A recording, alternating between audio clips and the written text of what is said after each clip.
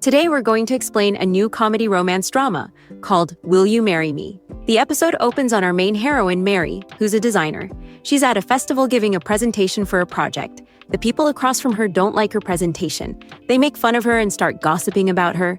After listening to all that gossip for a long time, Mary finally yells, "Fine, I don't want to work with any of you. You're all trash. You don't know anything." Next scene, Mary talks with her employee, Song-yi. Song-yi says, "I heard what happened in your presentation, how you got into that fight with them." She reassures Mary, "Don't worry, I'll pay you at the right time." But Song-yi admits she has doubts, and then they talk about a later vacancy. Song-yi looks at the screen and tells Mary about it. Later, Song-yi looks at one of Mary's prints and wants some changes made. She talks to her boss and asks for permission. The boss initially refuses, but later ends up agreeing. Mary thanks her for taking the job. In the next scene, Mary goes to a department store to buy a ring for her marriage. She messages her boyfriend, Woo-ju, asking, "Where are you? I'm waiting for you." But Woo-ju is with another woman they're flirting. He texts Mary back saying he can't come, that he's in a meeting. At that moment, a teddy bear bumps into Mary. Next, Mary talks to her mother, Young-soo. Young-soo says she found out Mary registered the marriage, but that's not enough, she must have a wedding. Mary replies she won't do a wedding, she doesn't have the money, and she has other work to do. Woo-ju's mother is talking about booking a hotel. Young-soo points out that Woo-ju has a degree, and his husband is a university professor, they must have money. Then Young-soo asks where Mary is. Mary says she's moved into her new home and is setting up her things. Young-soo says she and Woo-ju should live together and not keep asking her for money. Mary says, "Okay, I understand," but then something falls under Woo-ju's foot. It turns out to be an earring. Mary says, "I'll call you later," and Young-soo asks whose earring it might be. She checks the bed and finds a strand of hair. So, next scene, Mary is with Woo-ju. Woo-ju is checking his posts and says, "Look how great this photo did," and people are liking it. Mary says she knows the user who always likes and comments on all his posts, a girl. Woo-ju gets a little proud and says she's his colleague. Mary directly asks, "Did you sleep with her?" Woo-ju throws his drink away and says, "What nonsense are you talking about? Why would I sleep with her?" Mary shows the earring she found and says she found it on the bed. Then she shows a photo of the girl from a user. The girl in the photo is wearing the same earring. Woo-ju says he brought his colleague home to show his place. She must have dropped it there. He promises he'll return it. He says this happened last week, but Mary notices from the post that last week, he and that girl went to a resort together. Mary warns him, "If you keep lying, I'll make a scene at your office and tell everyone." He eventually confesses and says, "Yes, I slept with her, so what? I was stressed, so I did it." He insists this marriage won't happen with him. Mary says she'll do things on her own. Woo-ju then says, "Forgive me, I won't do it again," and slaps himself, pleading with her to be rational. "We already booked everything. We'll waste our money." He begs, "Please give me one more chance." At that moment, a message comes in from his girlfriend saying, "I'm here. Where are you? I'm waiting on the bed for you." Mary sees this. Woo-ju hides his phone and lies. "It's a message from my boss. He's calling me." Mary asks to see his phone. At first he refuses, then pretends to hand it over and runs off with the phone. Mary stops him and tries to grab it. Woo-ju drops the phone to the floor, trying to break it, but Mary's hand gets in the way, and she gets hurt. Woo-ju says, "Are you okay? You shouldn't have gotten involved. Why are you crossing the line?" Mary replies, "You're the one crossing the line. I don't know I want a divorce. We were together for 5 years. You forgot my birthday. You didn't come on the wedding day. I put on my wedding dress myself. I can't stand all this anymore. Let's get divorced." A drink spills across his face as she storms out. So, next scene, we meet our main hero, Woo-ju, who is at the airport arriving in South Korea. He's seated next to an elderly woman. An airline staff member and a man come over and say to Woo-ju, "This is my mother. I should be sitting here." Woo-ju refuses to give up the seat. After arriving in Korea, the elderly woman thanks him. Now we flash back to the scene from 14 hours earlier. At the airport, the elderly woman's son told a man, "Don't worry, I'll have my mother sign on the plane so the land will be ours." Woo-ju overheard this. Later, Woo-ju talks to his grandmother, Pil-neon. Pil-neon says, "You made it to Korea, come to me quickly."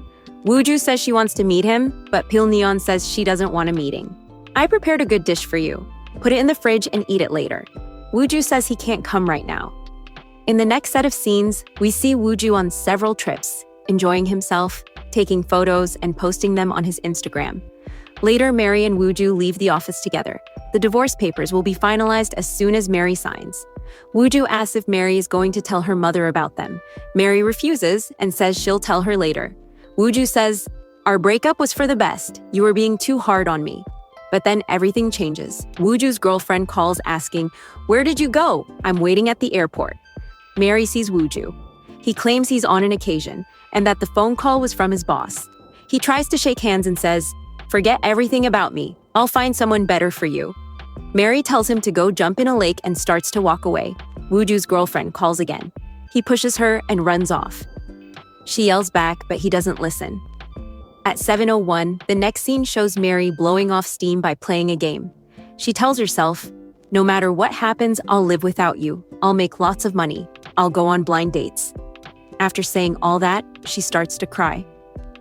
On the other side, we see our main guy, Wooju, leaving the place where he'd been staying. A woman named Woo Man comes up to him and says, "You're leaving now? I don't know why I'm feeling sad." She later gives him something to eat. Wooju says, "I had to go, but next time I come back, I'll bring you bread. You don't know, but our bakery is huge. It's famous around the world." We see the bakery later. The owner is Pil Neon, who is Wooju's grandmother. Wooju's aunt Mayon is there, along with a cousin named Yongshu. Reporters come to interview Pil Neon and she's given an annual prize. So, meanwhile, Mary is at home talking with a friend and looking over the divorce papers. She realizes she forgot to sign them. She still needs to give them to someone. Then there's a knock at the door. It's a police officer and a woman. The next scene takes her to the police station, where she finds out the realtor who sold her building scammed her. The building's previous owner used to live overseas, so the realtor put the building on a fake listing, got signatures, took the money, and ran. Mary asks, "What will happen to me? I need my money. That money is my mom's." The officer says there's nothing they can do right now. She has to move out. Mary calls Wooju to tell him what happened. At first, he seems indifferent. Mary says, "You told me you knew a lawyer. Put me in touch. I need my money." She insists the money belongs to her mother. Wooju gestures toward his own pockets and says he won't help. Later, he repeats it. He won't help. Now they're complete strangers. Mary gets very drunk and tells herself he was right. They really are strangers now. Wooju's mother calls, asking about him and offering to send food like she always does. But Mary tells her not to. Yongsoo asks if everything's okay. Mary agrees. Yongsoo says she doesn't have much time left, and whatever she can do for both of them, she will. Meanwhile, Wooju is headed somewhere but goes the wrong way. Mary, stumbling drunk, has a small accident. Wooju gets out of his car and asks, "Are you okay? You should go to the hospital." Mary insists she's fine and tries to leave, but Wooju stops her. "I don't think you're okay. Give me your number. If you go see a doctor, I'll call you." Mary agrees and gives him her number. As he starts to walk away, she sees his name on his shirt. It's Wooju and stops him. "Where are you going? Why are you ignoring my calls?" Wooju says, "When did I do that?" She grabs him and starts hitting him. Wooju asks, "What are you doing?" Mary, totally drunk, screams she wants the money, 100 million won. Wooju says he has no money. He tries to get back into his car, but Mary jumps in with him and keeps kicking. He manages to pull her out, but she climbs back in on top of him, and the fight goes on for a while. Mary, wasted, insists he should be her Wooju. She cries, "What am I going to do now? Why did you cheat on me? What will I tell my mother?" "You don't have any money now." Wooju asks if she's all right. She nods, but he says, "I don't think you're okay." Then Mary looks down and realizes she's sitting on a cactus. The next scene shows Mary at the hospital, where Dr. Jin is removing the thorns. A little later, the nurses gossip that she must have been drunk and sat down where she shouldn't have. They notice she's nearby. Mary doesn't say anything and leaves. We see Jin Guang talking with Wooju, saying, "You're here for a month. Why didn't you come see me?" Wooju asks, "How did you find out?" Jin Guang says his father is Wooju's grandmother's doctor, and that during checkups, Wooju's grandmother mentioned it. Jin Guang asks, "Who was that girl? Is she your girlfriend?" Wooju denies it and starts to explain what happened. But Jin Guang says it's a long story, and he'll tell him later. While Jin Guang yawns, Wooju gently touches his face and teases him to cover his face when yawning. Jin Guang asks, "Want to go grab coffee?" Wooju agrees and then spots Mary nearby. Wooju says he had told Mary to get an x-ray, but she wouldn't listen. He runs off after her. In the next scene, Mary and Wooju are together again. Mary says she could have taken a taxi, and Wooju replies, "Would you just sit there like that?" Mary apologizes, "I'm sorry, I mistook you for someone else." Wooju tells her to stop talking. He can smell alcohol on her breath. Later, Mary stops the car and gets out, looking at the sunrise. She says, "My world is ruined," but notes that sunrises and sunsets keep happening. There must be some way out. Her stomach growls and she says, "Breakfast is on me." Wooju refuses and says he'll take her home. At her door, Mary tells him she'll send the money. He tells her to go see a doctor for a checkup. Then he leaves. Mary goes inside and lies down, asking herself why she acted that way and that she shouldn't have. Arc. Next, we see a company hosting a wedding festival, kind of like a lucky draw. Everyone writes their name and puts it into a jar. Whoever's name is drawn wins a 5 million won townhouse. The company CEO who's giving away the townhouse is Sang-yoon, and he's with his secretary. But the lucky draw is rigged. They already pre-selected who will be chosen. You can see the guy there who's the mayor's nephew. Sang slips a card and bends it a little so he can recognize it later, hiding it on his arm. The lucky draw begins. The jar is passed to the newlyweds. Someone is about to pull a card from the jar, but drops the card. It slips from his hand and he doesn't know where it went. He tries hard to find it. But just then, the card lands in his hand. He thinks it must be his because he's the one who bent it. But when he reads the name, it turns out to be Mary's. In the next scene, Mary gets a call telling her she's won the prize. She remembers the moment when she was coming back from the department store and accidentally bumped into a teddy bear. That's when she first found out about the wedding festival and decided to put her name in for the lucky draw. The organizers talk to her and explain what documents she'll need to submit, including proof of marriage. Mary starts to wonder how she'll provide that. After all, she's divorced. But then she realizes the divorce papers are still with her, and she never signed them. She quickly opens her laptop and cancels the divorce filing. Meanwhile, one of the staff members talks to Sang-yoon and says, "The woman who won the townhouse called me. She sent all the documents and meets all the requirements, but she mentioned her husband can't come because he lives abroad." Sang-yoon replies, "We'll have to postpone this. Tell her that having her husband present is mandatory." Later, that same person calls Mary and explains the situation. Mary says, "But you told me before that my husband didn't need to be there, just me." The man replies, "I don't know about that, but it's the company's rule. When the award ceremony happens, both you and your husband have to be there to receive it." Mary has no choice. She sends a voice message to Wooju, saying it's really important. She tells him she's won a lucky draw and explains everything. But Wooju is with his girlfriend at the time. They're in the shower together. When he sees the message, his girlfriend asks what it is. Wooju just says, "Nothing, it's spam," and deletes it without even listening. Mary has no idea what to do now. Then she gets a text from the main guy asking, "Did you go to the doctor?" She replies no. When she sees his name, Wooju, she suddenly gets an idea. She realizes she never told the department store who her husband was, so she could just take him along. In the next scene, she's talking with Wooju. He asks again, "Did you go to the doctor?" She says no, that she got busy and couldn't make it. Then she casually asks, "By the way, are you married?" Wooju says no. Mary looks relieved. She smiles and says, "I know it's only been a day since we met, and it might be too soon to ask this, but will you be my husband?" And that's where the episode ends. We'll meet again in episode 2. Until then, bye. At the start of episode 2, we see Wooju at his house, remembering a moment from his childhood. He's with his parents, and the three of them are going somewhere. Wooju is arguing with his father, who scolds him in return.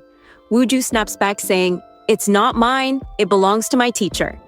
But the show doesn't clearly reveal what the argument was actually about. Suddenly, their car crashes. In the present, Wooju wakes up, takes his medicine, and recalls that moment when someone had approached their car right after the accident. He remembers asking that person for help, but the man had refused. Meanwhile, we see Mary at her house, looking at a message from Wooju, asking if she had gone to see the doctor. She starts thinking about all the times Wooju had helped her. Talking to herself, she says, "He didn't seem like a weird person. Maybe I can ask him for help. It's just for one day anyway." After that, she calls him. Wooju notices her name saved in his phone under the contact name Cactus. In the next scene, the two meet face to face, the same scene we saw at the end of episode 1. Wooju first asks if she went to the hospital, but Mary says no, explaining that she was too busy. Then she suddenly asks, "Are you married?" When he says no, she sighs in relief and says, "Then will you be my husband?" Wooju is completely shocked and asks what she means. Mary quickly adds, "Not for real, you just have to act like my husband. Can you do that? You just need to play the role for a short while. My whole life depends on this. You have to come with me somewhere." When Wooju asks where, she says, "The department store." He frowns. "What are we going to do there? Shopping?" But she shakes her head, thinking to herself, "I can't tell him about the award." Wooju insists, "At least tell me why you want me to be your fake husband and why we need to go to the store. I can't help you unless I know something."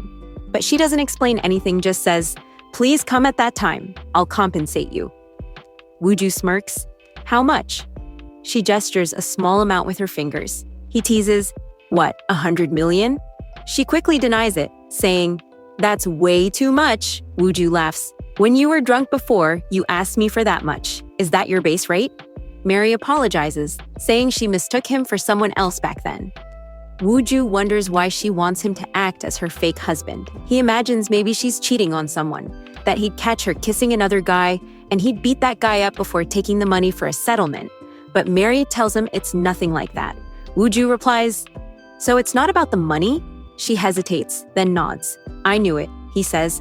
"It's always about money. You're a scammer. I'm not helping a scammer." Mary looks hurt and says, "Were you playing games with me this whole time? So you never intended to help me at all?" Wooju admits, "Nope, your little fraud plan will never work." Saying that, he walks away. She tries to stop him, but he doesn't listen. In the next scene, we see Myeon talking with Neon. Myeon's husband, Haku, who is the company's director, is also there. Neon is angry, asking why Myeon is removing her son, Young-soo, from the head of marketing. "You can't kick him out and replace him with Wooju," she says. Myeon calmly replies, "I'm not kicking him out, just demoting him. He's been working here for years, yet our sales keep dropping. That's why Wooju will handle it now." Neon keeps pleading, but Myeon doesn't budge.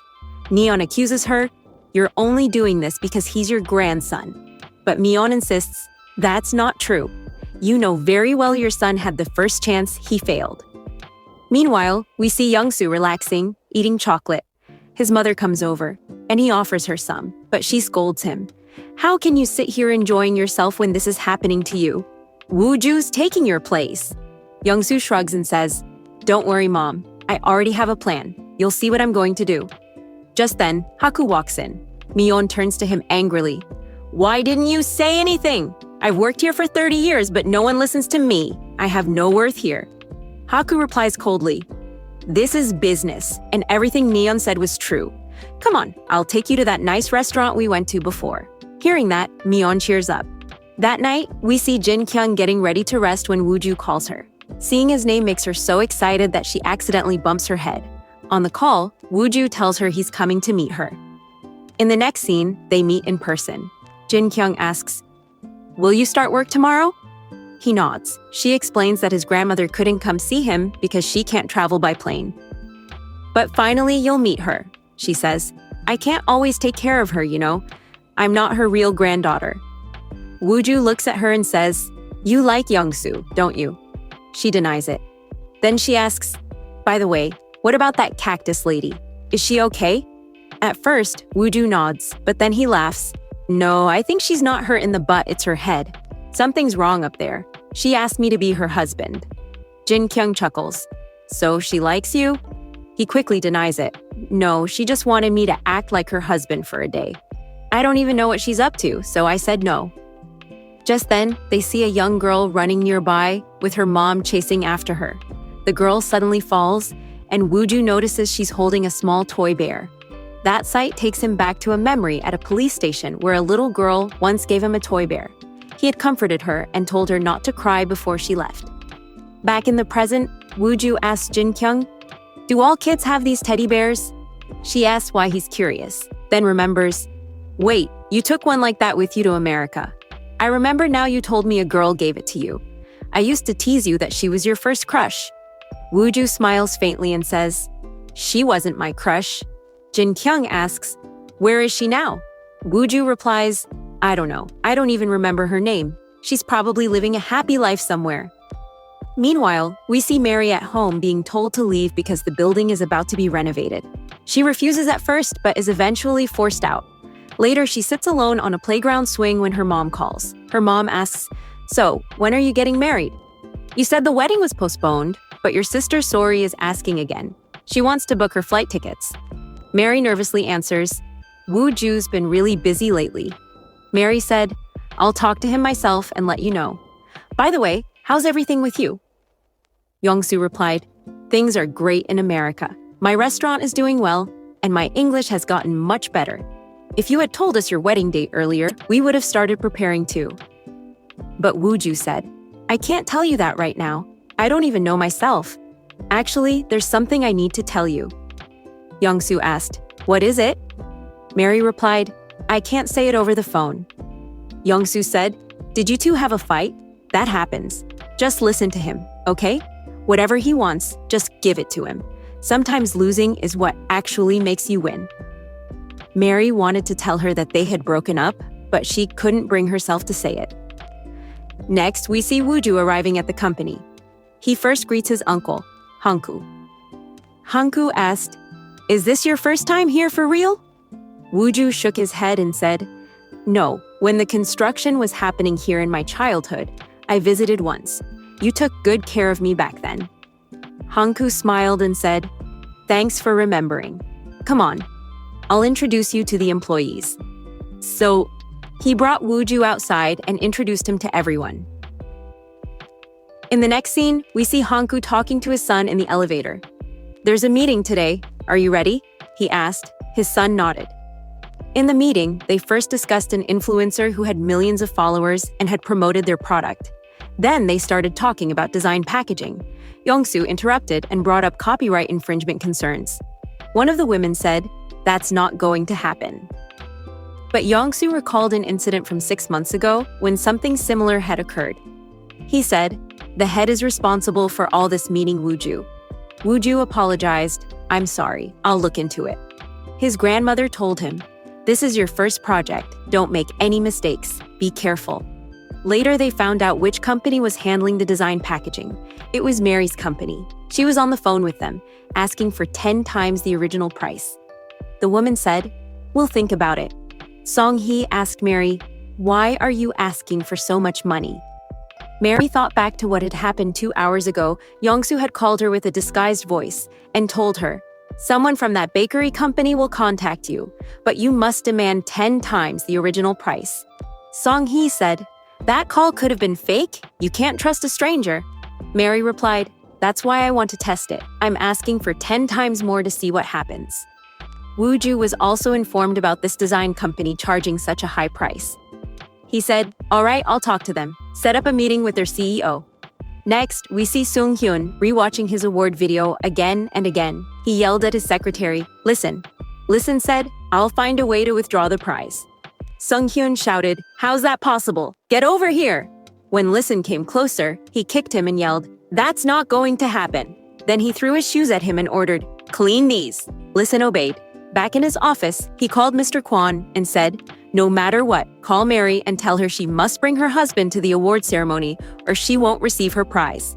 Listen then remembered what happened 3 months ago. Sung-hyun had received a message from the mayor asking for a townhouse for his nephew. Sung-hyun didn't know what to do if he agreed. His father would find out. Then Listen suggested, "You could host a wedding festival and give it to him as part of that. No one will ever know you planned it on purpose." Meanwhile, Mary and Song-hee were waiting for a response from Woo-ju's company. They'd been waiting a long time, but no call came. Then Mr. Kwon sent a message to Mary. "You must bring your husband here, or you won't get the prize." Song-hee asked, "What does the message say?" Mary replied, "It's not from the company."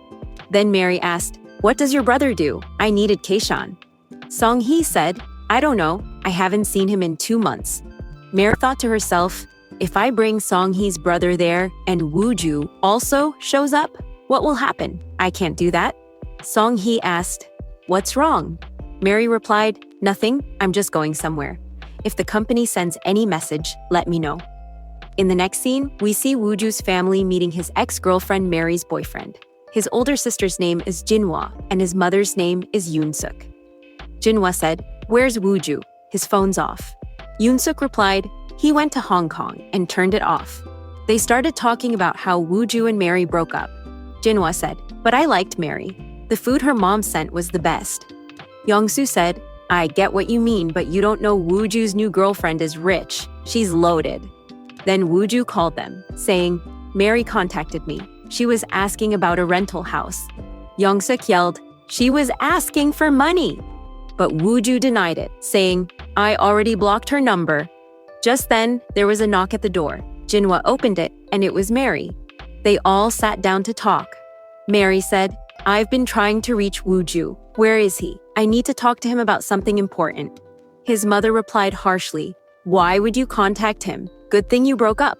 You don't deserve him. My son has degrees you dropped out of college." They kept throwing insults at her. Yoonsuk said, "I know why you're here. You came to ask for rent money, didn't you?" Mary said, "No, I didn't come for money. I came for something else. But now I see that won't happen. At least I figured out where your son got his arrogance from you." His mother got furious and was about to slap her, but Mary caught her hand and said, "I know what your husband did. He sexually assaulted a teacher. I can post that everywhere if I have to, so don't bother me again." Mary walked out, held herself together outside, and said, "It's fine. It's all over now." Then Song-hee called her and said, "That company contacted us. They want to meet you." In the next scene, Wooju was told that the CEO of the design company had arrived. As he was going to meet her, Yongsoo stopped him and asked, "Where are you going?" Wooju said, "I'm going to get the design contract signed." Yongsoo replied, "All right, if you get it signed, I'll acknowledge your talent. If not, you'll have to resign." Wooju said, "Fine, no matter what, I'll get it done." Then he left. Meanwhile, Mary was in the restroom, calming herself down before stepping out. But she says, "What is he doing here?" Then she looks again, but Wooju isn't there anymore. Mary thinks maybe she just imagined seeing him. Later, when she finally meets the client, she realizes the person she's supposed to meet is actually Wooju himself. Mary has to act like she's meeting him for the first time, because Wooju's employee is right there with him. Wooju says, "We already told you what we need. You can't charge this much money." Mary replies, "All right, I'll agree to your terms, but I have one condition." After that, she sends the assistant away and says to Wooju, "Be my husband." Wooju looks at her, surprised. "You're still stuck on that?" he says. "If I report you to the police, you'll be arrested. You're a scammer." Mary calmly answers, "You also need my help to get this contract signed. I need your help too. We're on the same page, so let's make a deal. You be my husband, and I'll sign the papers." Wooju refuses, saying, "That's never going to happen." Mary insists, "If you don't get this contract, you'll lose millions." She recalls overhearing a woman in the restroom talking about this same deal earlier. Wooju says, "I don't care. I'd rather lose the money than work with a scammer." Then he gets a message from Yongsoo. "Did you get the contract signed yet?" He remembers his grandmother's words. "This is your first project. Make sure you do it right." Mary shows him her bruises, saying, "You hit me with your car. That's how I ended up like this." Wooju denies it. In the end, Mary signs the contract. Wooju has no other choice but to agree. Later, both of them arrive at the department store. Mary says, "I already sent all the documents to you." Wooju replies, "I don't know anything. I'll just stand there and keep quiet." In the meeting, Mary explains why she's doing this. She says, "I used to live in a rental house, but I got scammed. I was promised a townhouse worth 5 million won as a prize, and to claim it, I need your help. I don't even have a place to live right now." In the elevator, Mary gives Wooju a ring and a pair of glasses. "Put these on," she says. "In the photo I sent, you were wearing glasses." Wooju reluctantly does it. He then asks, "What if your husband finds out about this?" Mary says, "Don't worry, he won't. He doesn't answer my calls anymore." Meanwhile, Lee Sun talks to Sang-hyun and tells him, Mary and her husband are coming to the ceremony. Get the press conference ready. Mr. Kwon greets them both. Mary says, "My husband just arrived in Korea, and I brought him straight here." Wooju says, "I'm a bit tired." Kwon replies, "No wonder you look different. You don't look like your picture." Then he says, "I'd like to see your real IDs." Mary shows hers, but Wooju says, "I left mine in the car." Kwon starts asking questions about their marriage, and Wooju answers every single one perfectly. Mary is stunned, thinking, when did he memorize all that? Is he a genius? Then Kwon mentions an article about them that's about to be published. Wooju quickly says, "That can't happen." Kwon asks, "Why not?" They panic until Wooju explains, "It's because of debt collectors. They might recognize us and come for the money." Kwon agrees to keep it discreet. Wooju adds, "Use our fake names." Kwon nods and says he'll think about it. Then Wooju pretends to get a phone call. "What? I might be sick. I'll come for a test right away," he says loudly. Kwon asks, "What's wrong?" Wooju explains, "Someone next to me on the plane was sick. I think I caught it." Kwon calls Lee Sun and tells him, who replies, "We can't cancel the award ceremony because of that. Just give him a mask." At the ceremony, Wooju and Mary come on stage wearing masks, posing for photos with Sang Hyun. Afterward, Lee Sun hands Mary a gift, the key to the townhouse. She's overjoyed. He asks, "Where's your husband?" "We're heading to the townhouse." Mary lies. "He went to the hospital for some tests." She remembers that earlier, when she was sitting alone, Wooju had messaged her saying, "I'm leaving." She'd replied, "Thank you." But as soon as she steps outside, she sees Wooju there. Lee Sun asks, "Why are you here? Didn't you leave?" Wooju replies, "I was just about to." Lee Sun says, "Which direction? Where's your hospital? I'll drop you off." Wooju has no choice but to say, "I just got my test results. They were negative." Lee Sun nods. "Good, then come with us. I'll show you the townhouse." Wooju is forced to go along. When they arrive, they look around the place. Meanwhile, Yongsoo and his mother are seen nearby, watching them. Mi-yeon says, "Wooju can't take your place. Keep an eye on that suspect." Inside, Lee Sun gives them a tour. Mary looks around the house, completely amazed. He asks, "So when will you two move in?" Mary answers, "We plan to sell it. It's too far from our office." Lee Sun says, "You can, but not yet. The rules say you can only sell after 3 months. Didn't you read that?" Mary checks the rule sheet. It's true. Lee Sun adds, "Usually a couple is assigned an observer, but in your case, I'll be your neighbor. I'll visit you both every day." Then he says, "Be downstairs in 20 minutes. We'll go hang out and I'll introduce you to people around here." After he leaves, Wooju turns to Mary. "What was that? Why did you agree to stay here for 3 months? I can't live here. And that guy said he'll visit every day." Mary says, "He was just joking." Wooju shakes his head. "I don't believe that. I can't do this anymore. I have my own life." Mary says, "Then tell me what to do. Is there any way out of this?" Wooju sighs. "I don't know." He takes off the ring and leaves. Outside, he calls her again. "I'm sorry for yelling earlier," he says. Just then, a car honks. He moves aside and freezes. It's his own family. Yongsoo gets out and asks, "What are you doing here?" Wooju says, "I just came to meet a friend." Meanwhile, Mary calls, asking, "Where did you go? Why aren't you answering?" She comes outside. Yongsoo asks, "Which friend?" Wooju replies, "Someone you don't know." As he tries to leave, Lee Sun suddenly shows up and says, "Are you ready?" Wooju nods awkwardly. Then Lee Sun asks, "Where's your wife?" Mi-yeon overhears and says, "Wife? Who's his wife?" Wooju looks up and sees Mary standing there. Mary also sees them all, and the episode ends right there. Episode 3 begins with Listen asking Wooju where his wife is. Wooju is getting a call from Mary, but he doesn't answer it. Just then, he spots Mary coming toward him. Mary also sees him. Wooju gestures for her to leave, but Mary assumes he's waving hello and waves back. When she notices the car, she realizes that Wooju was actually telling her to go away. She quietly walks off but accidentally drops her phone. Now, Mary hides nearby. Listen says he saw someone there, but Wooju brushes it off and suggests they go hang out instead, leading him away. Meanwhile, Mi-yeon finds something in the car and tells her son that Wooju probably hasn't noticed it yet. Yongsoo replies that it doesn't matter since the chairwoman will tell him anyway. Mi-yeon insists that Wooju must not find out what they're doing. Mary's phone is still ringing. Her mom is calling, but she can't reach it.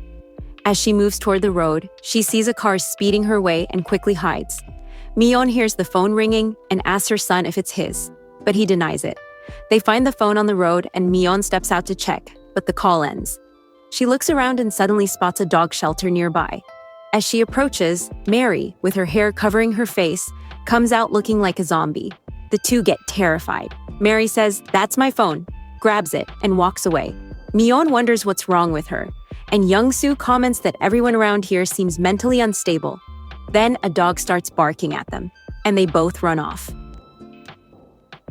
That night, Wooju calls Mary and tells her he already told Listen she wasn't home. He asks where she had disappeared to. Mary remembers the shelter scene, smiles slightly, and says she just went somewhere. She then asks who those people were and if he knew them. Wooju replies that they were his family. Mary sighs, saying that's unfortunate. Wooju warns her that staying there could be dangerous, but she didn't listen. Mary insists she won't stay there anymore. Wooju says he doesn't care and tells her not to call him again before hanging up. Mary mutters to herself that he's selfish and not kind, yet he's still her savior. He saved her life, and now she owes him. The next scene shifts to Pil Leon, who's having a checkup with Dr. Jin Kyung and her father, Yoon. Pil Leon has been feeling dizzy and struggling to breathe. Jin Kyung explains it's due to high blood pressure and advises her to avoid stress and overwork. Pil Leon teases her, saying that as a kid she used to annoy her, and now she's doing it again as a doctor. Then, she brings up the topic of marriage and asks if there's someone she likes. Yoon chimes in, saying that person is his grandson. Pil Leon smiles and asks if she really likes him, and Jin Kyung admits she does. Pil Leon laughs and says she'd love for her to be part of their family. She asks if Jin Kyung has confessed her feelings, but she shyly says not yet, and that she'll try. Meanwhile, Wooju arrives at the company. His employee, Sejong, spots him and brings him lunch. She clearly likes him and suggests they have dinner together next time. Her treat. Wooju agrees. Suddenly, Pyeon-sung, another man, notices Wooju and tries to hide, but Wooju calls out and says he needs to talk. They step outside, and Wooju brings up the contract. Young-soo compliments him and asks how he managed to convince Mary to sign it. He suspects they must have known each other before and asks for a tip. Wooju simply replies that he can't say anything and tells him to ask her directly. In the next scene, Henku is seen meeting with a company employee who informs him that their company has been collaborating with another firm, but it turns out that firm is being run by someone suspicious. Anggu asks if he's told anyone else, and the man says no. Anggu warns him to keep quiet and assures him he'll handle it. Later, Mary is looking for a place to stay. She contacts a realtor, but the rent is too expensive. She then calls her friend Gyeong, hoping to stay with her, but learns she's gone to the army and doesn't live there anymore. Gyeong offers to help if it's urgent, but Mary declines. As she walks, she notices two boys putting up a poster for a hotel. She approaches and decides to check it out. That night, she visits the hotel, speaks to the owner, pays, and goes up to her room. She spots a drunk man who stares at her for a moment before leaving. Nervously, she locks herself inside her room. The next morning, she's sleeping peacefully when her alarm goes off. It's already 9 a.m. She rushes to get ready and heads to a hospital to show her design samples to a doctor. As she leaves, she runs into Jin Kyung, who recognizes her. Jin Kyung says, "You're the same girl I helped before." They sit down to talk, and Jin Kyung asks what happened that day. Mary explains that she had a small accident and told Wooju she was fine, but he didn't believe her and insisted on bringing her to the hospital. He even paid the bill and dropped her home. Jin Kyung laughs, saying that Wooju always helps people, but he told her that Mary said some strange things, like asking him to be her husband. Mary gets flustered, wondering if he told her everything, and nervously says she was just joking. Jin Kyung smiles and says, "No need to be embarrassed. He tells me everything. We're very close." Mary cautiously asks if he said anything else, but Jin Kyung just laughs and doesn't answer. Later, Mary visits the bakery company where Wooju and his employees are working. She presents her packaging design proposal for sales, and everyone loves it. Wooju praises his employee for doing great work and invites her to join them for dinner. Mary reluctantly agrees. At the restaurant, everyone enjoys their meal. Sejong asks Wooju if he has a girlfriend, and he says no. Then she asks if he plans to get married, and he replies that it's not really necessary. The employees start joking about relationships, saying you should get an apartment before getting married. But one guy admits he can't afford it. Then another employee mentions that the department store is holding a prize giveaway. Everyone talking about a lucky draw. One of the employees says, "You should have joined it, Wooju. You could have won a town worth 5 million won." They mention that the winner has already been announced and decide to check who it is. Wooju and Mary exchange glances, a little nervous. They try to act normal as the man nearby checks the results. Wooju quickly lifts the menu to hide his face and tells Mary to pick something from it. Both of them secretly try to grab each other's phone to avoid being caught. The man reads the name of the winner, but it turns out to be fake. Still, he says the faces look familiar. Before he can say anything else, Wooju stuffs food into his mouth to distract him.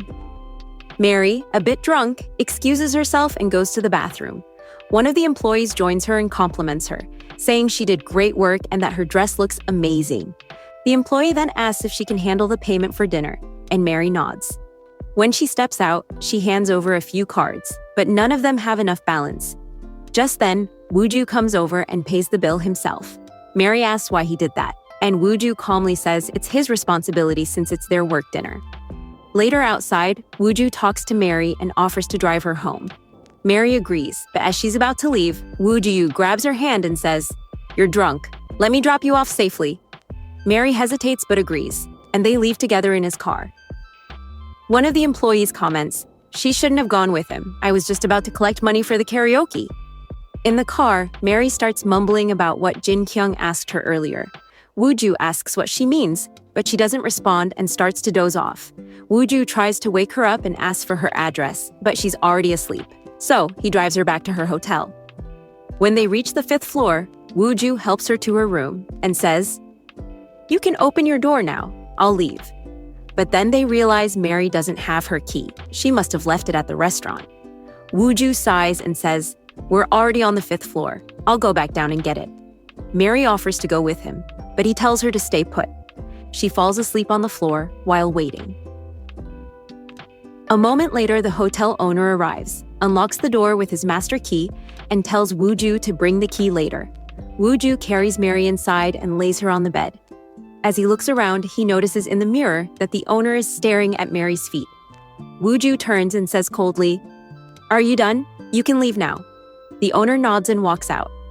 As Wooju heads out too, he notices the owner watching him and awkwardly waving goodbye. Wooju gets to his car, but suddenly remembers that Mary's wallet is still in the room. He calls her, and she picks up, but something feels off. Worried, he rushes back to the hotel. The owner is missing from the reception desk. Wooju sprints to the room and finds the door already open. Inside, the owner is sitting near Mary's feet. Without hesitation, Wooju punches him in the face. Mary wakes up startled and yells, "Why did you hit him? I just ordered noodles." "He spilled them on my feet, so he came with a first aid kit." Feeling embarrassed, Wooju apologizes. He asks, "You already had dinner at the restaurant, so why were you eating noodles again?" Mary replies, "I didn't really eat there. I thought I had to pay, so I barely touched my food. I was starving." Wooju tells her to stay at the hotel, but Mary says she doesn't have money. "Once I sell that town, I'll finally have cash," she explains. Her heels have hurt her feet, so Wooju kneels and gently applies ointment. Then he asks where she'll sleep tonight and if she has any relatives nearby. Mary shakes her head and says she'll just stay in her office. Wooju thinks for a moment, grabs her bag and says, "Come on, let's go." He takes her to the shelter town. They sneak upstairs quietly. Wooju hands her things over and tells her, "Listen, can't find out you're staying here." Mary agrees and promises to keep the lights off. Then she goes inside. Meanwhile, we see the same employee who had earlier discussed company corruption. Han-gu meets him and asks if he's heading home. The man says yes. Han-gu praises him, saying the chairwoman rewarded him well, but he already has plenty. He hands the man a small bottle and tells him to take it. Han-gu then gets into his car, drinks it, and drives off. But soon he starts feeling dizzy and sleepy. He loses control of the car, crashes, and dies instantly. The next morning, Mary wakes up and steps outside for some air. She spots Listen nearby and quickly hides. Listen, in another scene, talks with Sang-yeon and hands him a script related to public relations.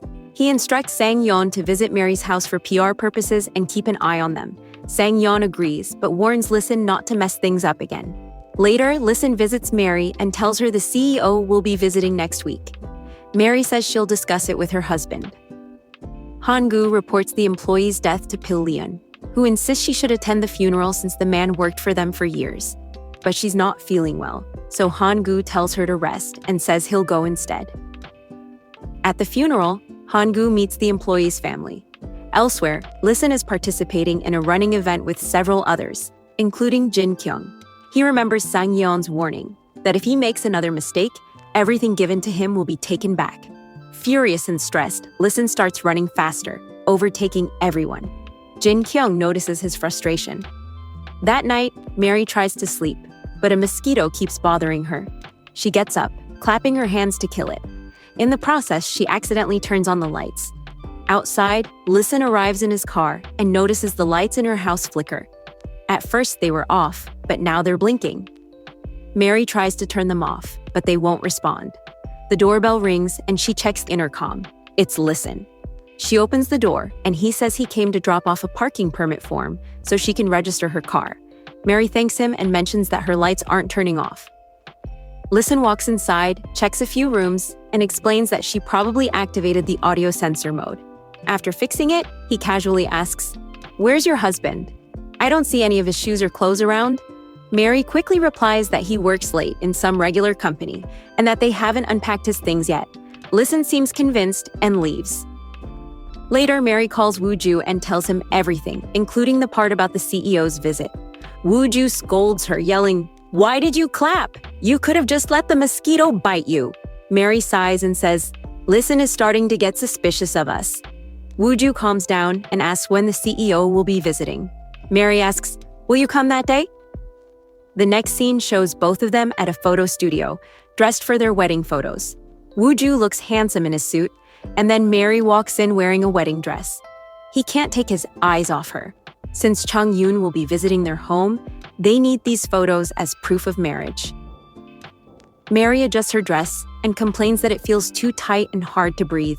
Woo-ju stands up, loosens the zipper a little, and asks if she's okay. She nods. Woo-ju tells her, "I know this feels awkward for both of us, but we have to do it so no one suspects anything." Mary smiles softly and says, "All right, then I'll do it." She gently places her hand on his. Inside, she thinks to herself, "Why am I reacting like this? It's not even a real wedding." They pose for photos together.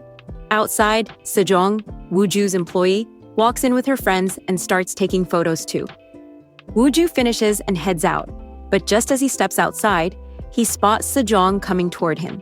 He quickly hides back inside. Mary, unaware, is also walking out, but Woo-ju pulls her back inside.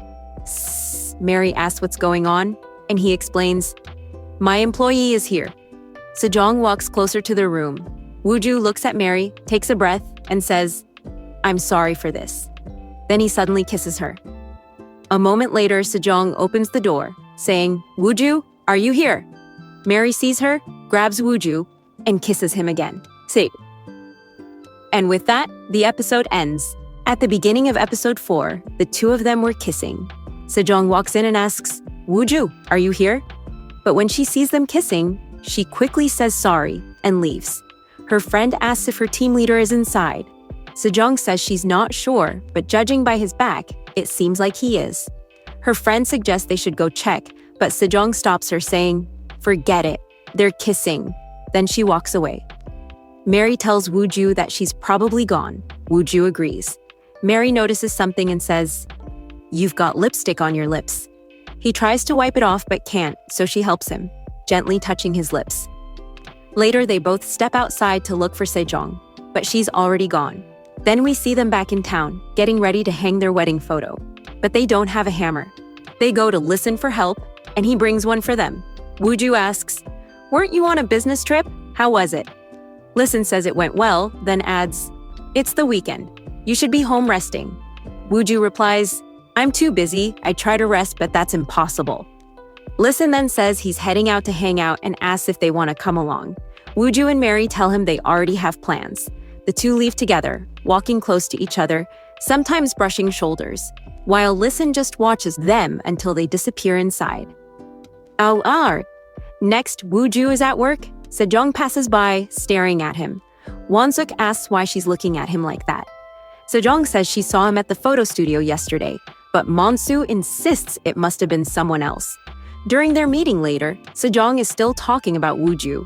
Suni comes over and asks what they're discussing. Sejong explains what she saw, but Suni says that can't be right. She doesn't believe Woo-ju has a girlfriend. "Didn't you see his face?" she asks. Sejong says, "He was kissing someone." Suni asks who the girl was, but Sejong admits she doesn't know. Then, while they're talking about the kiss, Sejong looks at Mary and says, "She looked a lot like you." Mary freezes and says nothing. Sejong tells her, You could just call the photo studio and ask who came in yesterday. Mary says, you didn't even think of that. Sejong then starts to make the call. Wooju walks in for the meeting just as she's on the phone. Afterward, Wooju tells Mary that he had already made the photo studio reservation under a different name. Mary thanks him, saying she was so nervous inside, she was sweating. Wooju asks if Listen tried to contact her again, but she says no. Mary adds, when we took those wedding photos, that kiss just kinda happened. Don't take it seriously. Wooju laughs. I'm not the one taking it seriously, you are. You practically jumped on me like a bull. Mary blushes and says, Sejong showed up. If I hadn't kissed you, she would have seen us. By the way, was that your first kiss?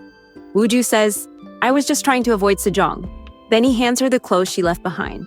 She thanks him, and he says, if you're grateful, you owe me. My grandma loved your designs. She wants you to make a presentation. Later, Mary talks to Songyi about the upcoming presentation. Songyi tells her who Pin Lion is and praises her in several ways. Mary gets excited and says she's looking forward to meeting her and working together. Meanwhile, Pin Lian is speaking with Hongku. She asks if he went to the funeral, and he nods. He says something's been bothering him. He suspects that their employee, Mr. Ko, was embezzling money. They recently found out he was gambling, and then the next day he had an accident. Pin Lion is shocked, saying, that can't be. He was so loyal. Hongku says he knows it's hard to believe, but it's the truth. If the media finds out about the embezzlement, it could ruin their company's image. Pin Lion asks what they should do. Hongku advises that they should stay quiet. At dinner, Pin Lion tells Young-soo that he'll be taking over Mr. Ko's position. She also says they should do something for his family. Mian interrupts, saying, his wife never even came to see us. Why should we do anything? She adds that Mr. Ko was the only one in the car. If his family had been with him, they all would have died. Everyone turns to look at Wooju, since the same thing happened to his family. Hongku signals Mian to stop talking, but she keeps going, saying, come on, everyone knows his story. Wooju calmly says, it's fine, I'm okay, and leaves the room. Afterward, Pin Lion scolds Mian for her insensitive comments. Mian snaps back, why do you always scold me? He said he's fine. But Young-soo quietly says, he's not fine. I know him. He's fragile. He gets scared easily. When we were kids, I took one of his toys.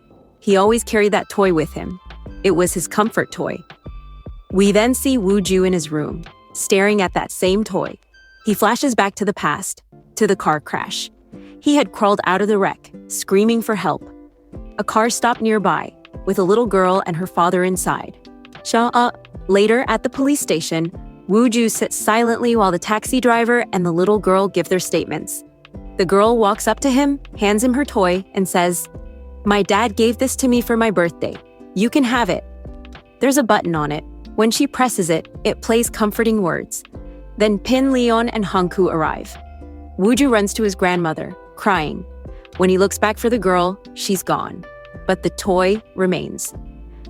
He takes the toy and sits in the car, then spots the same girl crying nearby. She asks her father, did that boy's parents die? That can't be true. Who's gonna take care of him now? Wooju overhears everything. Then we cut to Mary at home, replaying the kiss scene in her head. She mumbles, did I use my tongue? She keeps replaying the moment, then hits herself, saying, what am I doing? Am I getting too deep into character? I shouldn't be acting like this. It wasn't even real. Next, we see Jin Kyung at the hospital, looking for a spot to confess her feelings. Once she finds it, she calls Wooju and asks, are you free today? Let's go out together.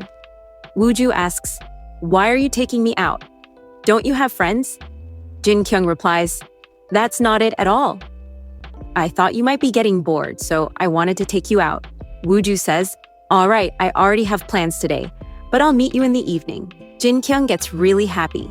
The nurse looks at her and asks if she's going on a date, but Jin Kyung doesn't say anything. She starts looking through a file and says that their VIP patient is Sung Yeon. She also adds that they visited him and thinks nothing is wrong with him. He's just pretending to stay in the hospital. Just then, Listen walks by, and the nurse immediately goes quiet. After he leaves, the nurse tells Jin Kyung that Listen works for Sung Yeon, and no matter if it's day or night, he has to come here. She says she feels bad for him. In the next scene, Mary and Woo-ju are together, preparing to meet Sung-yeon today. They match their shoes, their clothes, and get everything ready. Mary asks him questions about their wedding, and Woo-ju answers. Then she asks when their honeymoon was, but he can't answer. Mary says, "We never even went on a honeymoon. So if they ask, just say we plan to go to London." Woo-ju jokes that her ex must be pretty cool to let her go on a honeymoon trip with another man. Mary replies that she did so much for him, she bought insurance for him, helped with the apartment money. Woo-ju asks if he ever thanked her, but she says no. Woo-ju then asks how they met. Mary starts recalling the past and says that during a vacation, she almost drowned, but he saved her. She thought that was love, and they'd get married, but she was wrong. Woo-ju asks if she regrets it. She admits she does and says maybe the problem was her. Maybe she needs to change herself. Woo-ju says, "You don't need to change the right person. We'll love you just the way you are, someone who won't take your love lightly." Mary thanks him for saying that. Inside, Mary's phone starts ringing. It's her mom, but she doesn't notice. Meanwhile, Suk-ja tells Young-suk, "Why are you preparing food?" Young-suk says she's going to meet Mary's in-laws. Suk-ja tells her that Woo-ju never comes to visit, that he looks down on her. But Young-suk insists that's not true. He's just busy. She says she'll call him right now. At that time, Woo-ju is in a hotel, checking his stock investments, which have dropped. He gets a call from Mary's mom, but ignores it and cuts the call. Then he sees a message on his girlfriend Jenny's phone. It's from a guy named C, asking her to come to a room. Jenny comes out of the shower and tells him to go shower next. Woo-ju kisses her and heads into the bathroom. The next scene shows Listen arriving at the police station. He calls Mary and tells her that Mr. Sung won't be able to meet them today, so let's cancel. Mary says it's fine. Then Listen goes inside and meets a man showing him a video of Sung-yeon hitting him. The man asks who Listen is, and Listen says he represents Mr. Sung. Afterward, Listen meets the victim outside and asks him to tell the police that he hit Sung-yeon first. The man refuses, saying they have the footage.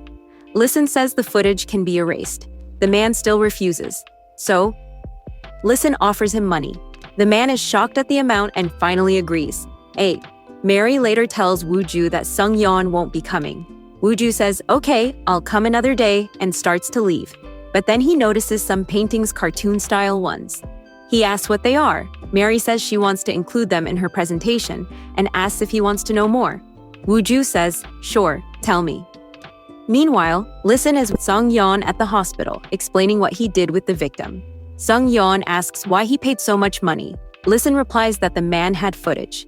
Sung-yeon then asks about his father. Does he know what happened? Listen says his father also believes Sung-yeon is the victim. Sung-yeon nods and asks him to bring food. As Listen leaves, Jin-kyung overhears everything. Then we see Mary showing her presentation.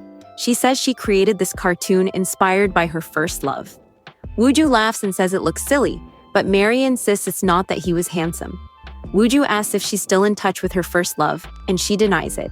Then she asks him about his first love. Woo-ju says he's never experienced one. Mary playfully hits him with a pillow and says, "Don't lie." Woo-ju just looks at her.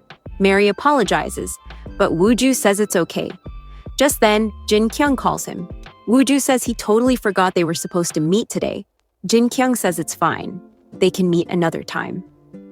Later, Jin-kyung goes to a bar, starts drinking, and Listen joins her, silently drinking too. She keeps looking at him, then starts a conversation, saying she knows who he is, that he works for the VIP patient in their hospital. She adds that there are lots of rumors about him, that he's a terrible person. But even so, she says she respects Listen. Listen looks at her and asks who she is. Jin-kyung says she's seen him at the hospital. She's a doctor. Listen then says, "Whoever is spreading those rumors should be fired or paid off." Jin-kyung says, "Let it be. I was just trying to comfort you." Listen replies, "That's not comfort, that's arrogance." She apologizes, then adds that money can't solve everything, and that he must be upset. That's why he's here, just like her. He looks at her quietly. She asks what he's looking at, then says, "Do you think I'm upset because someone dumped me?" That's not it. Listen doesn't reply, just pours her another drink. Jin-kyung asks if he's trying to flirt, but he denies it and says, "I just want you to drink this and go home soon." Meanwhile, Young-suk has arrived in Seoul. The next scene shows Woo-ju giving his presentation, with Mary there too. Suddenly, Mary gets a message from her mom, saying she's in Seoul and heading to Wooju's family home. Mary runs out in panic. Wooju notices and follows her. Mary tries calling her mom, but she doesn't pick up. Wooju asks what's wrong, and Mary says her mom is going to meet his family. Wooju says, "Your mom probably doesn't know you two broke up." Just then, Sejong comes out and tells Mary her turn for the presentation has come. Wooju tells her to send him her ex's address. He'll try to stop her mom. Mary sends it, and meanwhile, Young-suk has already arrived there. She talks to both of them, and they tell her that Wooju and her daughter have already broken up. One of them scoffs and says, "Did you really think your daughter could become the daughter-in-law of our family? She doesn't know anything. She doesn't even have a degree." They start saying all kinds of harsh things to her. Young-suk tries to defend herself, but accidentally slips and falls to the ground. Both women panic and rush inside for help. At that very moment, Wooju arrives and sees her on the floor. He quickly runs over and helps her up. Then he gently asks, "You're Mary's mother, right?" She nods her head yes. In the next scene, both of them are in the car. Young-suk asks him, "Does your company work with my daughter?" Wooju smiles and replies, "Yes, we do. And by the way, could you please speak casually with me? After all, she's my boss at her own company." Young-suk laughs nervously and says, "You must have heard what those people said back there, but it's not true. My daughter is a really good person." Wooju nods and says, "I know, everyone likes her." Then Young-suk begins talking about her daughter's childhood, how much she suffered after her father passed away, and how strong she has been since. Meanwhile, Mary finishes her presentation and calls her mom. She asks if everything's okay. Young-suk replies, "I couldn't meet them. I'm with Wooju right now, but I'm heading back to my hometown. Don't worry about me." After hanging up, she tells Wooju not to tell Mary that they met. She doesn't want to make her daughter anxious. "She didn't tell me about the breakup herself," she adds, "so she must have had her reasons." Wooju nods and promises not to say anything. Later, he calls Mary and says, "Your mom's gone back home. She gave me some food for you. I'm coming over, so stay home." Mary agrees, though she's already in a taxi when Jinwoo calls her. What they talk about will be revealed later. At home, she's visibly upset. Suddenly, someone knocks on the door. It's Wooju. He hands her the food and notices her troubled expression. "What's wrong?" he asks. At first, she doesn't respond, but then she confesses, "I found out that my mom met them." We flash back to Jinwoo's call earlier, where she shouted at Wooju, "Your mother came here, didn't she? You didn't even tell her about us. Because of her, my mom was completely heartbroken." Mary tells Wooju, "I should have told my mom earlier, but I couldn't. Now she'll never be proud of me." Wooju calmly replies, "Why do you need her to be proud? You're her daughter, that's enough. You don't have to prove anything. And I'm sure your mom is ready to hear your story when you're ready to tell it."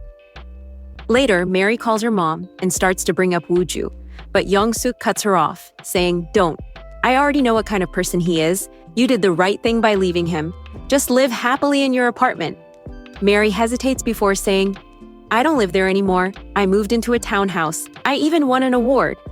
She explains how it happened, but Young-suk only says, "That's good, but don't get caught." Mary is shocked to hear her mom talk like that. Then we see Young-suk looking at a photo. She tears Wooju's picture in half and starts dancing in happiness over her daughter's award. Meanwhile, Wooju is with Jenny. She tells him she's going to meet a friend later. Wooju curiously asks, "Who?" Jenny just smiles and says, "I'll introduce you someday. I've got to go now." In the elevator, she kisses him goodbye and leaves. Wooju feels uneasy and decides to follow her. He watches as she heads into a hotel, trying to figure out which room she's going to. Then he remembers the text he saw earlier on her phone, the same name and the same room number. He quietly takes the stairs up to that room. When he looks inside, he sees Jenny kissing another man. His heart sinks. He realizes she's been cheating on him. At the same time, Mary is at home eating the food her mom sent. Her mom calls and says, "I lost my purse somewhere. I think it might be in Wooju's car. Can you ask him?" Mary agrees and calls Wooju. He checks the car, finds the purse, but when he opens it, he notices a photograph. It's the same little girl who once gave him a toy. Then it hits him. He remembers the moment he brought Mary to the hotel and saw that same photo before. That's when he realized Mary was the very girl he'd been searching for all these years, the girl from his past, right there in front of him all along. We see flashes of the moments between them, the wedding photos, his growing closeness to her, and the way he deliberately stayed near her because now he knew she was his first love. He remembers his school days, how he once got scared when a car approached him, and how he later fell into depression, the only comfort being that little toy he always carried. Now, everything makes sense to him. Every time he helped Mary, every time he listened to her, it was all because deep down, he wanted to repay the kindness she once showed him. In the final moments, we see another Wooju, who's now back in Korea. Mary is busy working at home when her phone rings. She thinks it's the colleague she's been collaborating with and says, "Did you find the purse?" But the voice on the other end says, "It's me, I'm back." And with that, the episode ends. We'll see what happens next in episode 5. Please don't forget to like and subscribe to the channel. Episode 5 begins with Mary at her house when suddenly her phone rings. She assumes it's Wooju calling, but it turns out to be her ex-husband, Wooju. He says, "I've arrived in Korea." Mary immediately hangs up. Wooju tries to call again, but she doesn't pick up. He mutters to himself, "She must be feeling proud. I'll have to work hard to win her back." Mary, on the other hand, wonders, why is Wooju calling me? How did he even find out that I won the town prize? Just thinking about it makes me nervous. Right then, her current husband, also named Wooju, calls her. She answers. He tells her, "I found your mom's bracelet. Should I come and drop it off?" Mary replies, "No, it's fine. I'll come to your office tomorrow and pick it up." She then thinks to herself, should I tell him that Wooju is back in Korea? Maybe I shouldn't. He's already done so much for me. Later, Wooju arrives home and finds Pilyuen in the garden. She asks where he went. Wooju casually replies, "Just went out to hang around a bit. Anyway, what about you? Couldn't sleep?"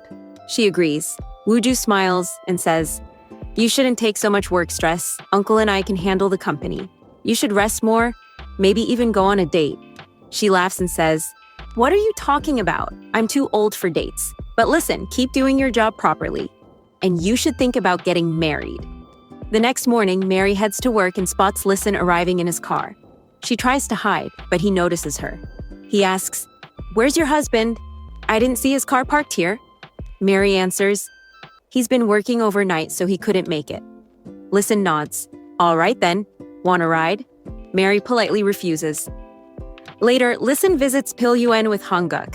They talk about business. Hanguk says, "I know Mr. Sung, we went to school together and used to play golf." He adds, "From our marketing team, we have Wooju here. You should meet him." Wooju hears that someone from the beauty department store has arrived and is invited to join the meeting.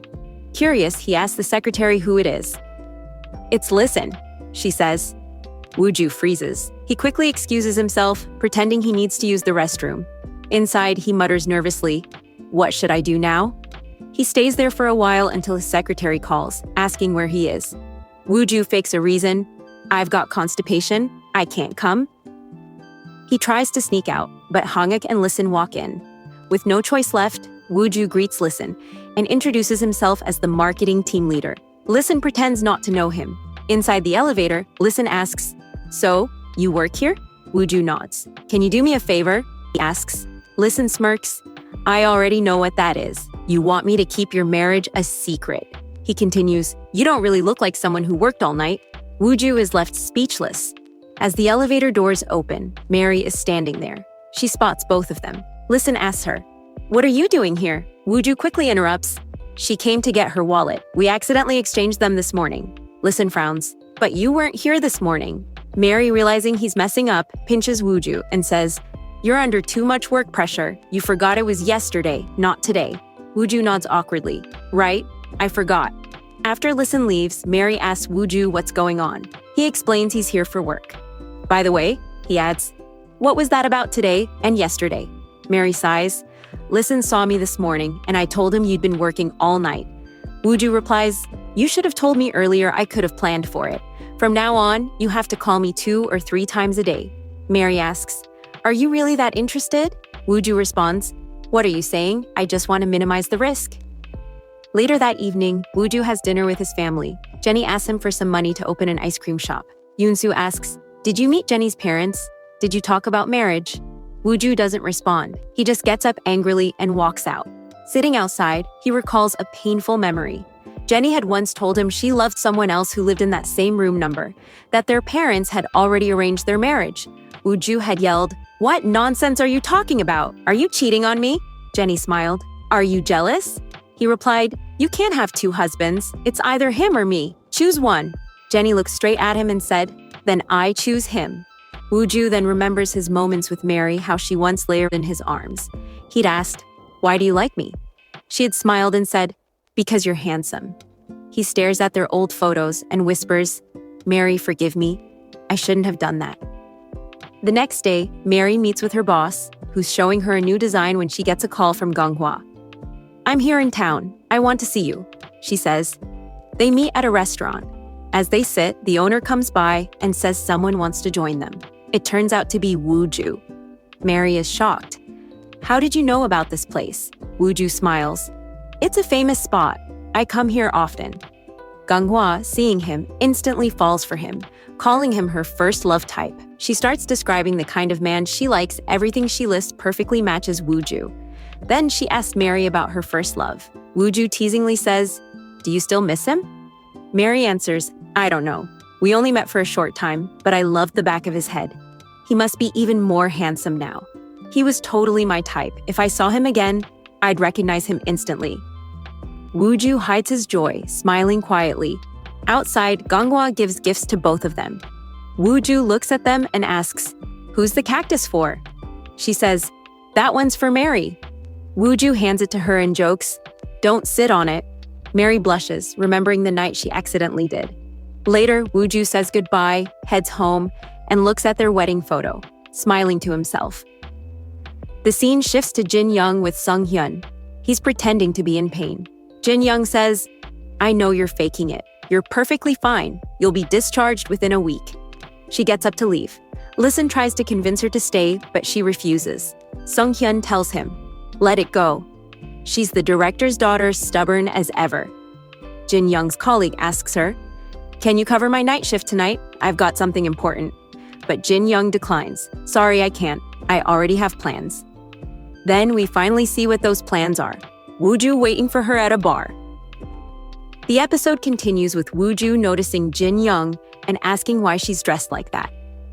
"Are you here for a blind date or something?"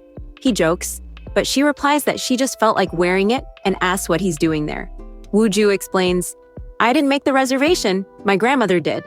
Then he teases her about something from their childhood, reminding her how much she used to love someone. Jin-young quickly says, "He was a cheater. You know I broke up with him later." She takes a deep breath and says she wants to tell him something. She's about to confess her feelings when a singer nearby starts performing, and everyone claps. Woo-ju looks toward the stage, then turns back to her. "So, what were you about to say? Were you going to tell me?" He pauses before asking, "Did you see the back of my head before? Do you think it's handsome? Someone once told me they remember my head from behind and still haven't forgotten it." She looks surprised. "Who is she? Is she your first love?" Woo-ju smiles faintly and nods. "How did you know?" "To be honest, I met the girl who once gave me that toy. She's my first love." Jin-young quietly asks, "Who is she?" Woo-ju answers, "She's the cactus girl you treated once." Jin-young asks, "Does she know about this?" He shakes his head. "No, only I know. Should I tell her?" But Jin-young immediately says no. "Don't tell her?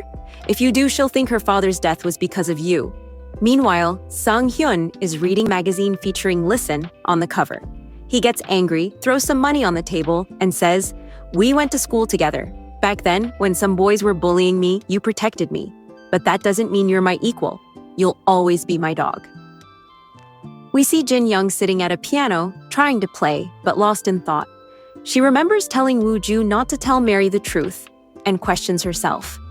Why did I say that? Maybe I was scared that Mary's reaction would hurt him.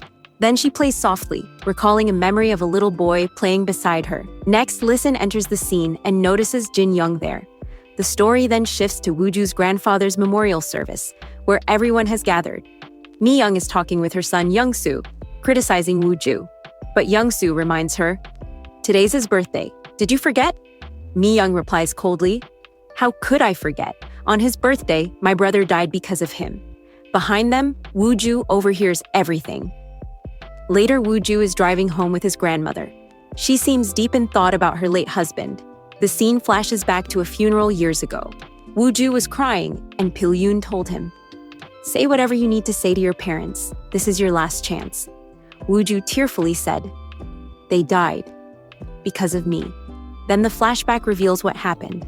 On his birthday, he asked his father why he gave his toy to Young-soo. As his father turned around to answer, a truck suddenly appeared and the accident happened.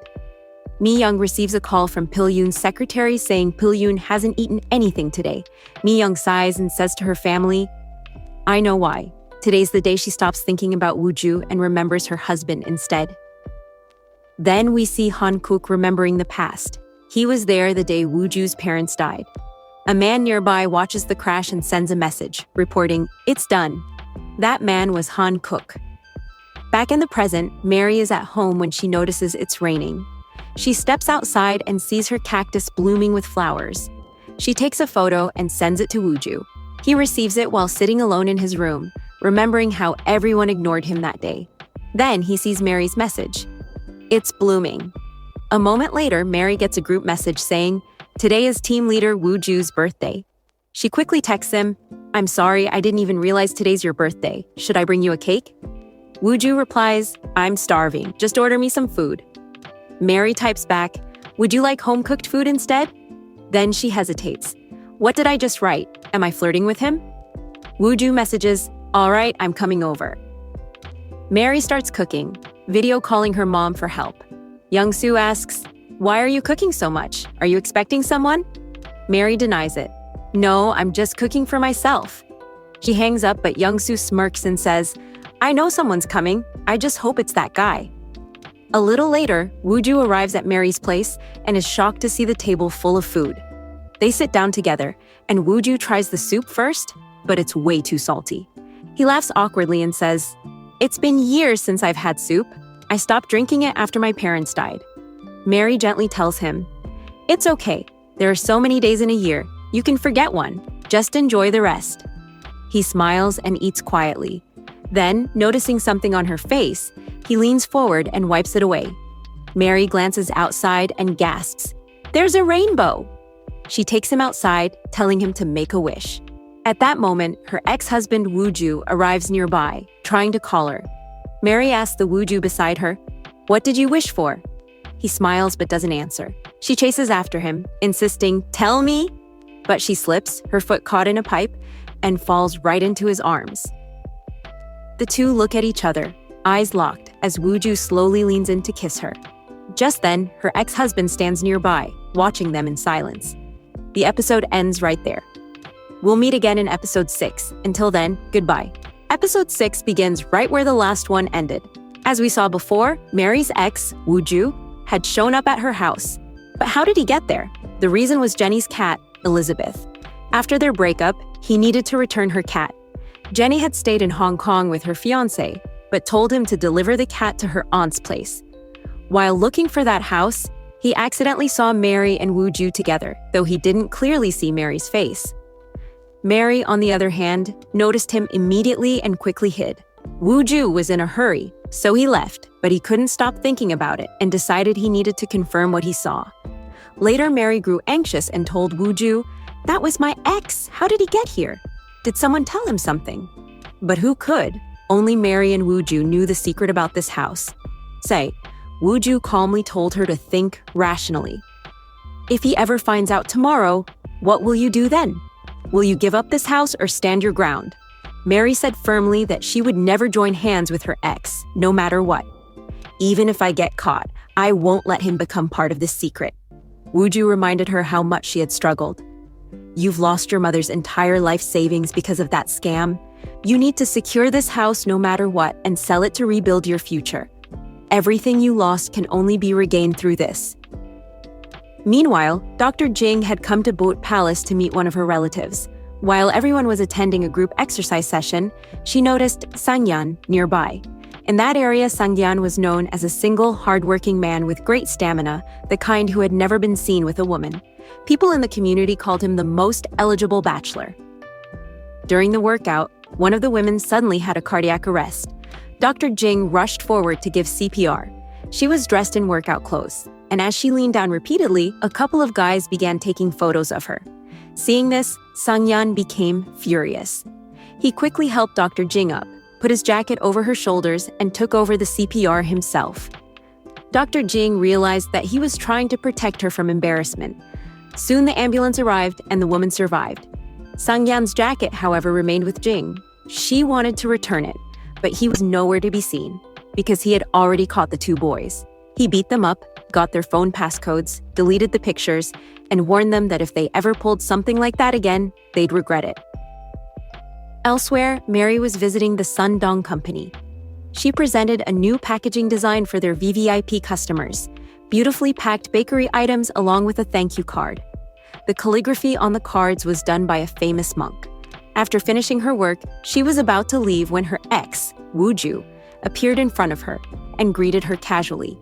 He even followed her inside the office, reminiscing about old times. He reminded her of when they opened the office and shared a kiss after the celebration. Mary felt disgusted. She hadn't thrown him out immediately because Wooju had told her to observe him, to find out whether he knew anything about the house. So she played along. Then her ex asked, "Have you ever been to Boat Palace? I saw a girl there who looked just like you." Mary replied, "How could I go there? That's a luxury area. I worked overtime the entire Sunday." Her ex then tried to rekindle things between them, but Mary firmly rejected him. "Everything between us is over. I want to be with someone who stood by me in my hardest times." The next day, the company started sending out the VIP gift packages. But just then, disaster struck. The monk whose calligraphy they used had been caught. He turned out to be a fraud. He'd even gotten drunk at the airport and caused a huge scene, grounding a flight. If the same calligraphy appeared on their products, their company could be dragged into the scandal. They had to stop all deliveries immediately. Wooju and his team jumped into action, and Mary joined them since it was their joint project. Meanwhile, at home, Auntie and Youngsu were up to their usual scheming. Auntie had a sharp tongue but wasn't as cold-hearted as she seemed.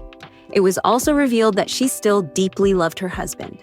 Youngsu teased her, saying, "If you saw me and Dad drowning, you'd save him, not me." Wooju's team managed to control the crisis. While opening one of the parcels, Wooju was suddenly barked at by a dog who thought he was an intruder. The dog charged at him, but Mary quickly handled it by offering a snack. She clearly knew how to handle pets, and Wooju thanked her, offering to carry her heavy bag. After that, Wooju dropped Mary off at her office. On the way, her ex kept calling, and Wooju asked why she wasn't answering. Mary said, "I already met him and told him to shut up." Meanwhile, at her ex's house, his mom and sister were leaving for Japan on vacation. Before leaving, his sister accidentally mentioned that Mary's mother had once come to their house and was humiliated by their mom before being kicked out.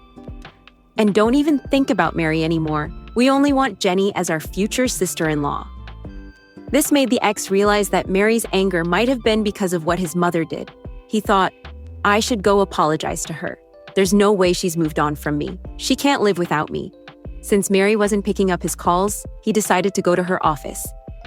There, inside her office, he saw something shocking. Mary and Wooju sitting together. Mary was thanking Wooju and said, "I thought things through. You were right. I worked too hard for this house to give up now. Thank you for always supporting me more than I expected." She smiled and hugged him as a friend, but Wooju clearly had deeper feelings for her. Later that day, when Wooju was dropping Mary home, her ex arrived just in time to see them together. He was shocked, wondering who that guy was driving such an expensive car with her. So he decided to follow them. Eventually, their car entered the Bout Palace, and that's when all his suspicions turned into certainty. He even managed to get in by using Jenny's aunt's house number as an excuse. Wooju was only supposed to drop Mary off outside and leave, but then Sang Yuen came out to take a call. To avoid raising suspicion or answering questions again, Wooju decided to go inside. While they were there, he helped Mary hang some curtains and jokingly said that husbands should be the ones doing such chores. He got a bit too into character, and while calling himself her husband, accidentally turned on the shower. He ended up standing there completely drenched. Since his clothes were soaked, he had to stay a little longer. Before leaving, he told Mary, If you ever need help with something that requires a tall person, remember me. I'll come right away. Once he noticed Sang Yuen wasn't outside, he finally left. Meanwhile, her ex was still standing nearby. As Mary was sorting out garbage, he appeared and asked, "What are you doing here? You lied to me, didn't you? You actually live here, right? How could you afford such an expensive house? Who was that guy who dropped you off? Did you take on so much debt that you're now working as a housekeeper? Whose house are you taking care of? His? Are you offering him some extra services too?" Mary tried to ignore him and walked inside, but he followed her in. "There's no way you could have found a new boyfriend this fast. That means you were cheating on me back when we were together, right? This guy must have been around since then," he yelled before trying to apologize. Mary told him to shut up and started walking away, but he grabbed the door and forced his way in. She panicked. What if he saw the wedding photo of her and Kim Woo-ju together? To stop him, she clapped her hands, turning off the lights, and tried to push him out of the house. He stumbled badly and fell hard, screaming in pain. It looked like he'd broken his wrist. In the next scene, he's in the hospital, his wrist fractured and a few bruises on his thigh. He said, "My mom and sister aren't here, so you'll have to take care of me. After all, I got hurt because of you." Mary could have reported him as an intruder, but she couldn't risk the truth coming out. That the house was hers, Woo-ju might have found out everything. So she decided to stay quiet, take care of him for a few days, repay her anger, and then move on. Meanwhile, her uncle was deeply worried because the wife of the man he'd gotten killed, Mr. Koo, had come to meet the chairman. She brought documents she'd found hidden in her late husband's drawer. She'd kept a copy at home and given another to the uncle. Those documents showed that a US firm was being used for money laundering. But the uncle was the real thief. He knew exactly what was happening. He immediately called a woman in the US and ordered her to wrap everything up, cleanly, leaving no trace behind. Then we learned something shocking. The aunt who loved him deeply had been deceived all along. The uncle had another wife in the US and even a 9-year-old son. This man, who always smiled and acted kind, turned out to be far more deceitful than anyone imagined. Later, Woo-ju stopped by his office with a cup of coffee, saying he'd brought it for him, but by accident, he spilled it on the desk. While cleaning up, Woo-ju noticed those US firm documents before the uncle quickly snatched them away. Meanwhile, Dr. Jin had seen Sang Yuen beating up the guys who'd taken her photos. His protectiveness impressed her. When she went to return his jacket, she also brought some jellies as a thank you gift. At the same hospital, Mary's ex was admitted. She had to stay there to take care of him. He kept making excuses to get her attention, trying to win her back, while she stayed cold and distant. Woo-ju was waiting for her for lunch. They had made plans, but Mary forgot. When he called, she apologized and said, "Sorry, I forgot. A friend got hurt." She didn't tell him about her ex. Woo-ju felt uneasy but didn't press her. Then Dr. Jin called him and suggested they meet. He agreed and decided to have lunch with her at the hospital cafe. When he arrived, he saw Mary sitting there, with her ex right next to her. The ex, being the jerk he was, noticed Woo-ju and deliberately pulled Mary close to make him jealous. Woo-ju didn't say anything to Mary. He just calmly stepped aside and said, "Didn't I tell you? If you ever need help from a tall person, just call me." The ex kept yelling and pulling Mary forcefully back inside.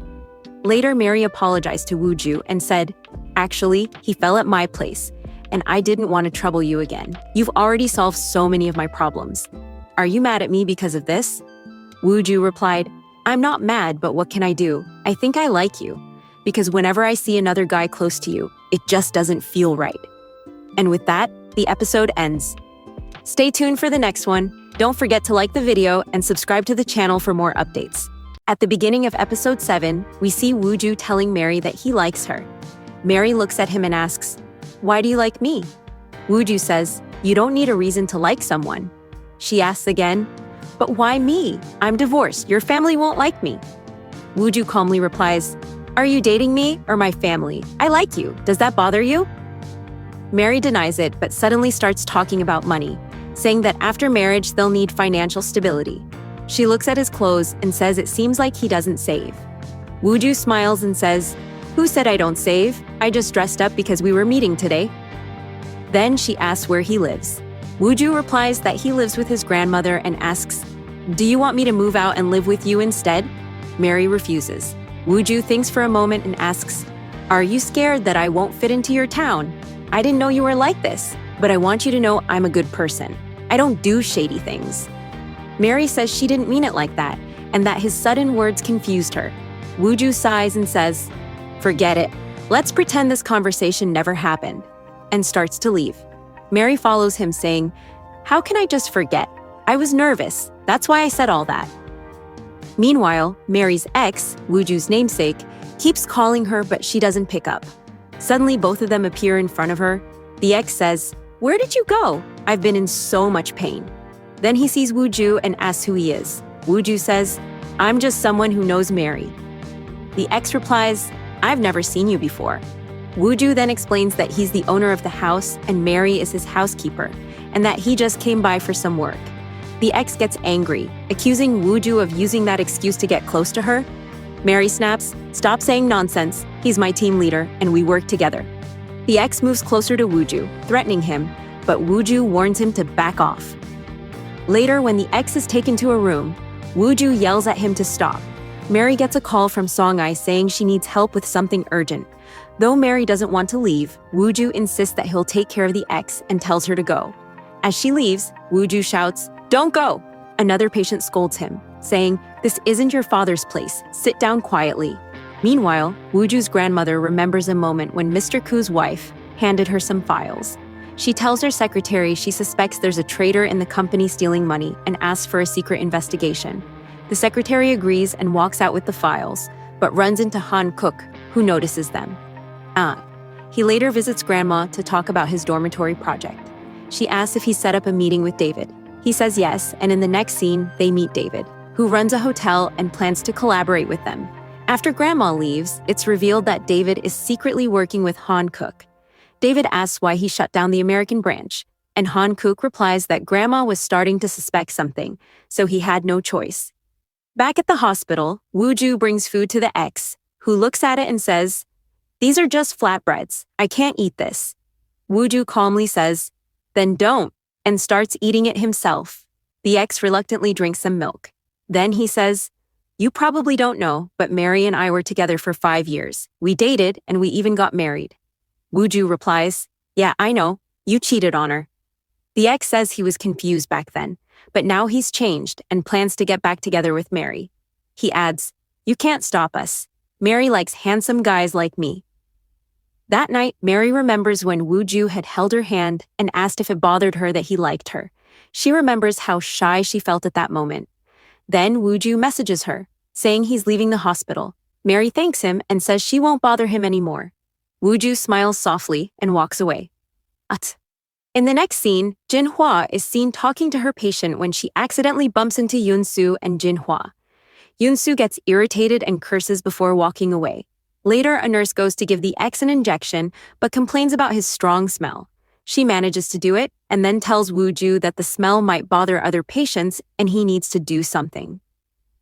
Wooju goes to the ex and asks when he last took a shower. Then he grabs a wet cloth and starts wiping him down.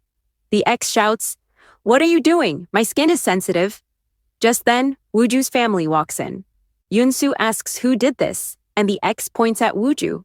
Wooju simply says, "Oh, you're here? My job's done," and leaves. Yunsu then asks Wooju about his small fracture and says it will heal soon. Jinhua suggests it happened when he went to see Mary.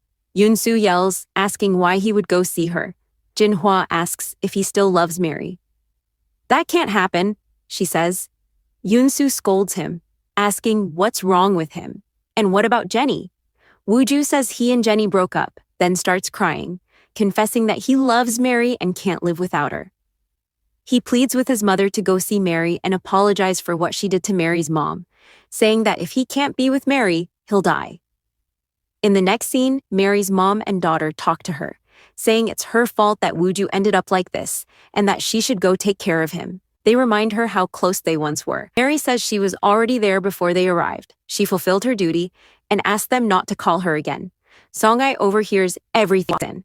Mary asks if she heard it all, and Song-ai nods. Mary admits she recently broke up, but forgot to tell her. Song-ai says Wooju called asking about her, and she told him where Mary was. She hoped she didn't mess things up. Mary says it's fine, but asks her not to answer his calls next time. Soon after, Wooju calls Mary and meets her outside. He greets her and invites her into his car. Mary looks around and asks about the car. Wooju says, I've had it for a while, but this is the first time I'm using it. You're my first passenger. He smiles and adds, From now on, I'll give you a ride anytime. I want to treat you well. Mary says she won't fall for his sweet talk. Wooju laughs and says, All right then. Later, he gives her flowers. She smiles and asks what they're called. He says he doesn't know and tells her to search it up.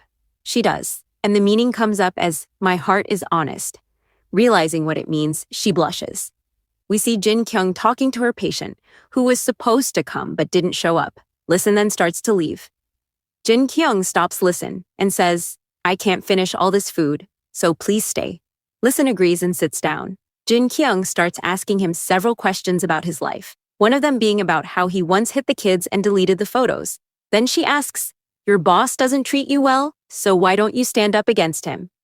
Meanwhile, Woo-ja drives Mary back to her house. She's about to say goodbye, but first gives him a gift, saying, You took care of Woo-ju at the hospital, and I really appreciate that. I wanted to give you something. Woo-ju smiles and says, At least make me some noodles or give me a glass of water. Actually, I have something to show you. Later, they're inside her house, and he shows her his old diary. Someone once said that to know someone's future, you need to look at their past. He says, This is my childhood diary. It clearly shows how much I used to save. I've always been good at saving money. Mary looks through it and says, Okay, I get it. But then she notices the name Miso written in it, along with a line that says, I'm really grateful for her. Mary asks, Who's Miso? Is she your first love? Wooju tries to grab the diary back, but Mary refuses, saying she wants to read it. In the process, he ends up leaning over her, and they stare at each other for a moment. Just as they're about to kiss, both of their stomachs growl. They laugh, realizing they're hungry. Mary makes some noodles, and they eat together. She then says they need alcohol, so they go outside and drink. While drinking, she looks at the diary again and asks, Who's Miso? Why are you grateful to her? Was she your crush? Wooju teases her, saying, Are you feeling jealous? She denies it, but he still doesn't tell her who Miso really is. She playfully shakes his chair in frustration. In the next scene, we see Jin Young coming out of a restaurant with Listen. She's clearly drunk and starts talking about her looks, asking, Do you think I'm attractive?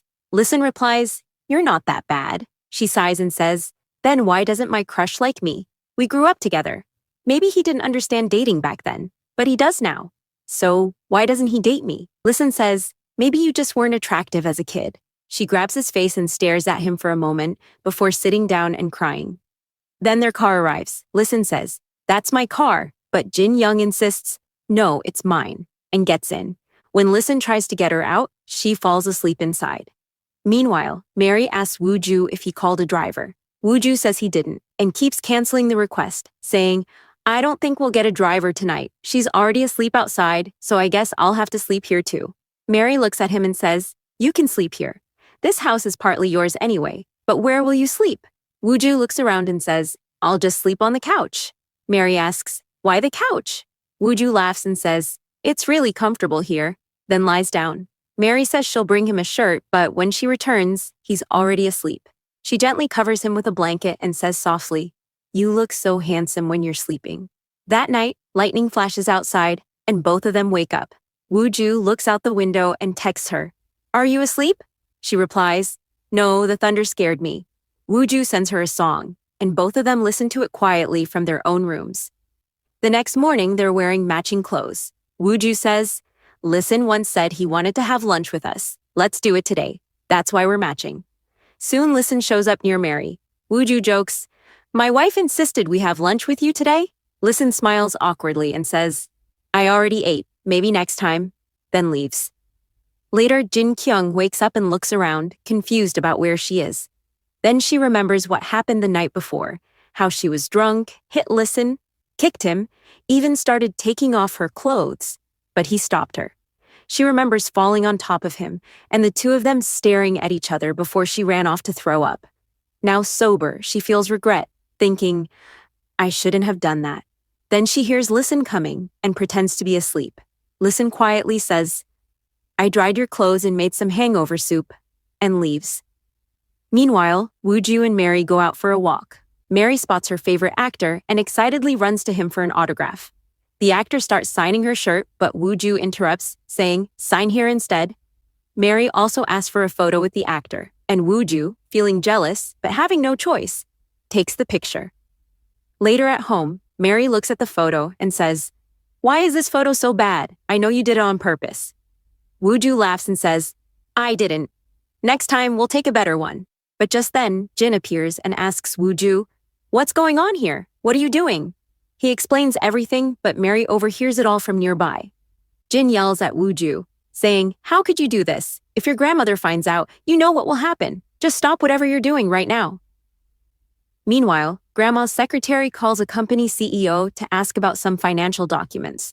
The man says he already verified them. They're real. Hankook is there with him, and the man warns that the chairwoman might be suspicious of the documents. In the next scene, Mary is at work when she gets a call from Jin asking to meet. When they meet, Jin says, "I called you out suddenly because I needed to tell you something. Whatever you have going on with Woo-ju, stop it. You need to step back. You don't know who he really is. He's the heir to the bakery company." Mary is shocked and says, "I had no idea. If I'd known, I wouldn't have acted this way. I was only thinking about myself. I'm sorry." Jin continues, "You also owe him a debt. That's why he's been helping you." Mary asks, "What debt?" Jin explains, "Woo-ju is the same boy your father once saved." Later, Mary is waiting at a bus stop, lost in thought. She remembers everything from the past and finally realizes who Woo-ju really is. She says to herself, "So that's why he was helping me. He must have felt guilty." She decides to go back to her hometown.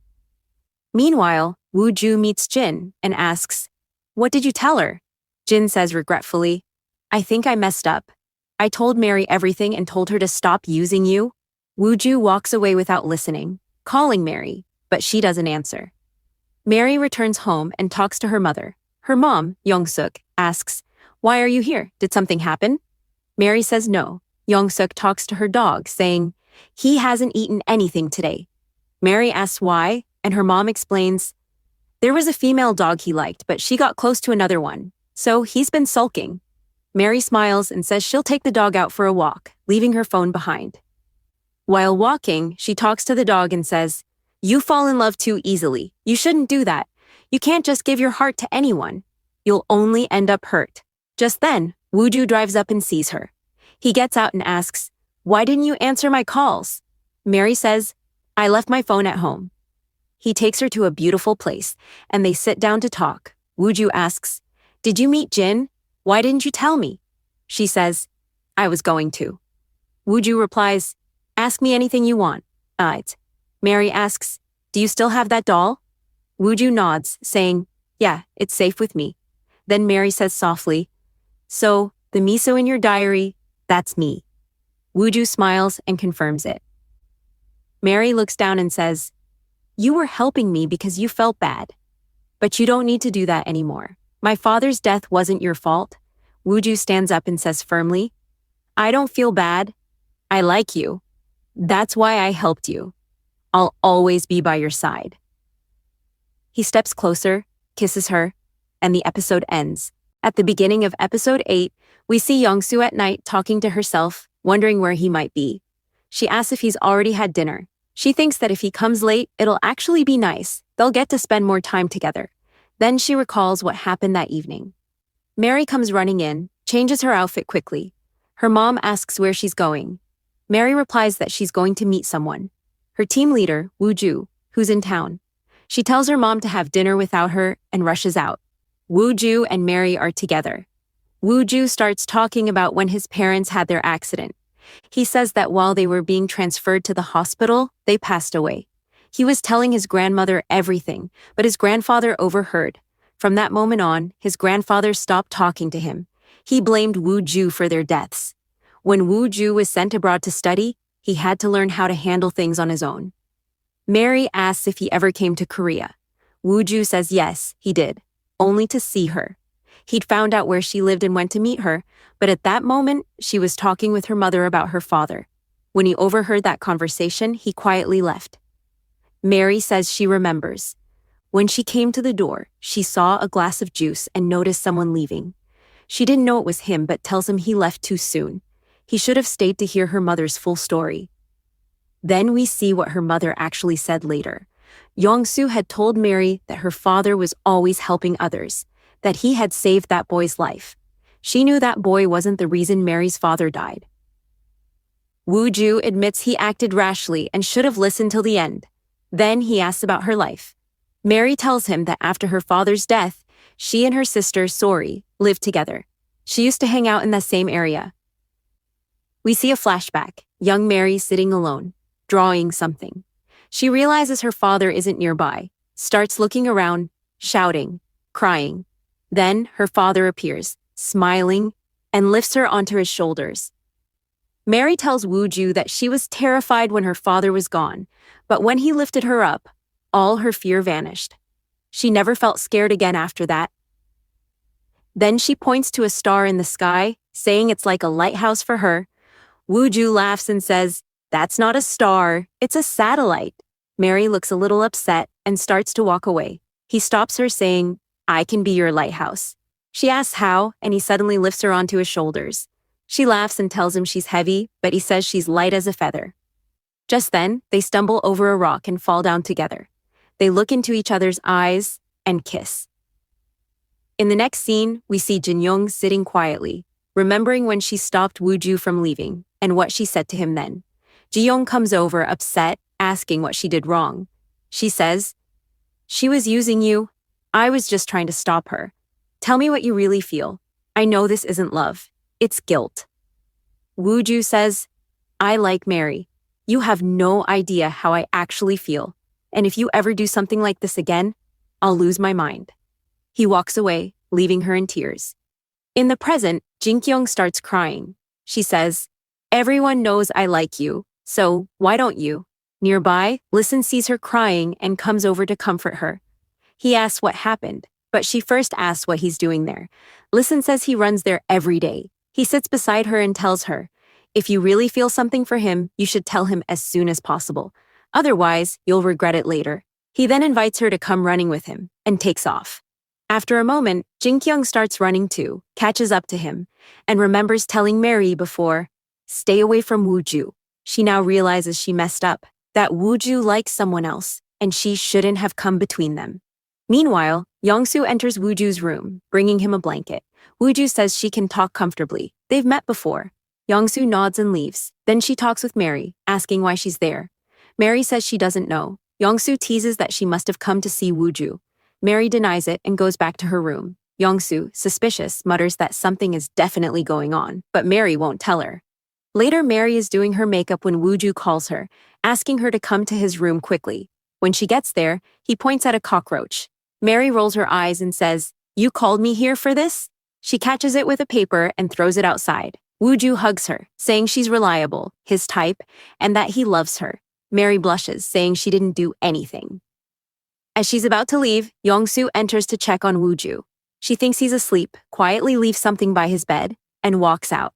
Mary whispers that her mom must have gone, but Woo-ju tells her to stay. She keeps asking if her mom's still there, and he insists she is. When she finally checks, she realizes he was joking. She laughs and calls him a liar, and they start playing around, laughing together.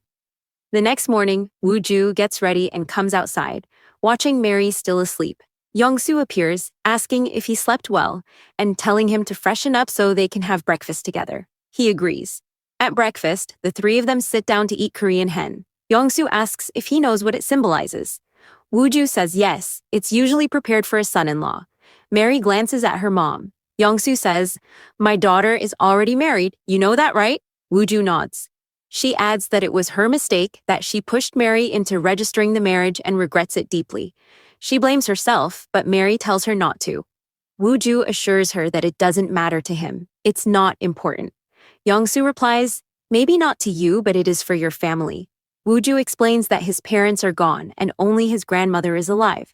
Yongsoo says she just wants Mary to be happy and loved. Woo-ju smiles and says, "I'm good at that." Mary tells her mom to stop saying such things, but Yongsoo smirks and says, "I know you two were hugging tightly last night. You really think I wouldn't notice?" Both of them fall silent. In the final scene, it's Mary's father's death anniversary. They all visit the memorial site. Woo-jo stands before her father's photo and says softly, "Thank you for saving me. It took me a long time to say this, but, thank you. Forgive me for this." Young-suk turns to her husband and says, "That's the boy you saved. Now he's grown up into a good man, and he's with our Mary." Mary's sister, Sori, calls her from America and asks where she is. Mary tells her they came for their dad's anniversary and says, "Say hello to everyone." Sori looks around and asks if she's there alone again, or if Woo-ju didn't come this time either. Young-suk answers, "Who said he didn't come?" Then she turns the camera to show him. Sori stares and says, "Who's that? That can't be Woo-ju. Did he get surgery or something?" Young-suk laughs and says, "It's Woo-ju, but this one's a different Woo-ju." Sori frowns, confused. Mary tells her, "Just come here once, I'll explain everything later," and hangs up the call. Next, we see Young-suk preparing food for the two of them before they head back to Seoul. She needs some plates and asks Mary to bring them. When Mary reaches for the shelf, she can't quite get to it, so Woo-ju comes up behind her to help. Young-suk sees them standing close together and quickly says she needs to use the bathroom, then walks away. After she leaves, they both start laughing. Later, they go out together to hang out. Mary tells Woo-ju that her mom likes him, but she hasn't told her yet that he's the CEO's grandson, because she'd probably freak out. Woo-ju smiles and says it's fine. She can tell her when the time's right. Mary adds that she's going to tell Listen that their marriage is fake. She can't keep lying to him. It's not right. "At worst, he could sue me," she says, "but I've got other things to focus on now. You're with me. I'll work hard, make money, and pay off Dad's debt. Can you wait until then?" Woo-ju hugs her and says, "Whatever you decide, I'll always be on your side." Meanwhile, Mi-yeon is with her husband, Han-koo, who's packing for a business trip to America. She asks when he'll be back, and he says the company's 80th anniversary is coming soon. He'll return within 2 weeks. Mi-yeon tells him to keep calling her and to help their son, Young-soo. "He's been talking about becoming a team leader," she says. "You should do something for your only son." Han-koo nods and says he understands. Mi-yeon calls Young-soo to drive his father to the airport. He refuses at first but ends up going anyway.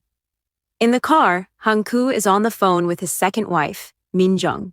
She says she can call him now, but he tells her not yet because Young-suk is with him. "Once I reach the airport, then you can call," he says. Young-soo notices and tells his father, "After you leave, Mom's going to miss you. Please call her sometimes." Han-koo nods. Then Young-soo adds, "Buy Mom a new pair of shoes, okay? You remember her size?" Han-koo hesitates, checks his phone, and says, "Yeah, that's right. I forgot for a second." At the airport, they say goodbye. Young-soo wants to ask something but decides not to.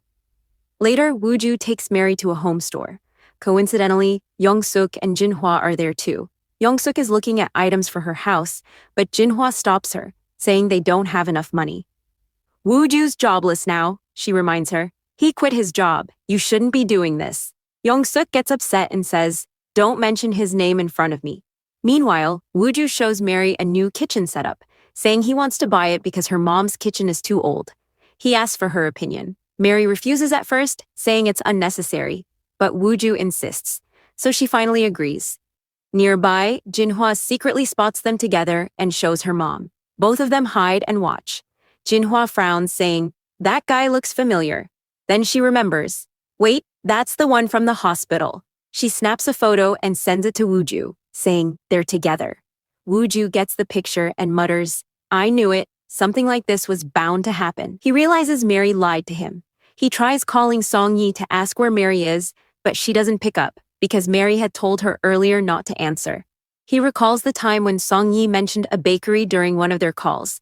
He searches for that bakery online, finds the number, and calls. Sejong answers saying, "Yeah, Woo-ju's our team leader.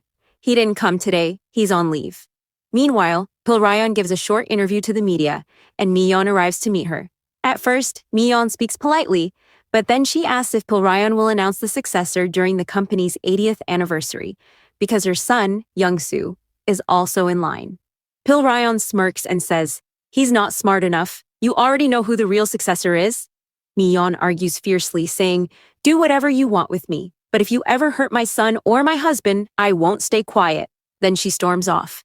She tries calling Han-koo again, but he doesn't answer. He's with Min-jung. Minjung tells him they've shut down JY Consulting, so there's no more evidence against them. Hanku reminds her that she used to work under the chairwoman and knows how sharp she is.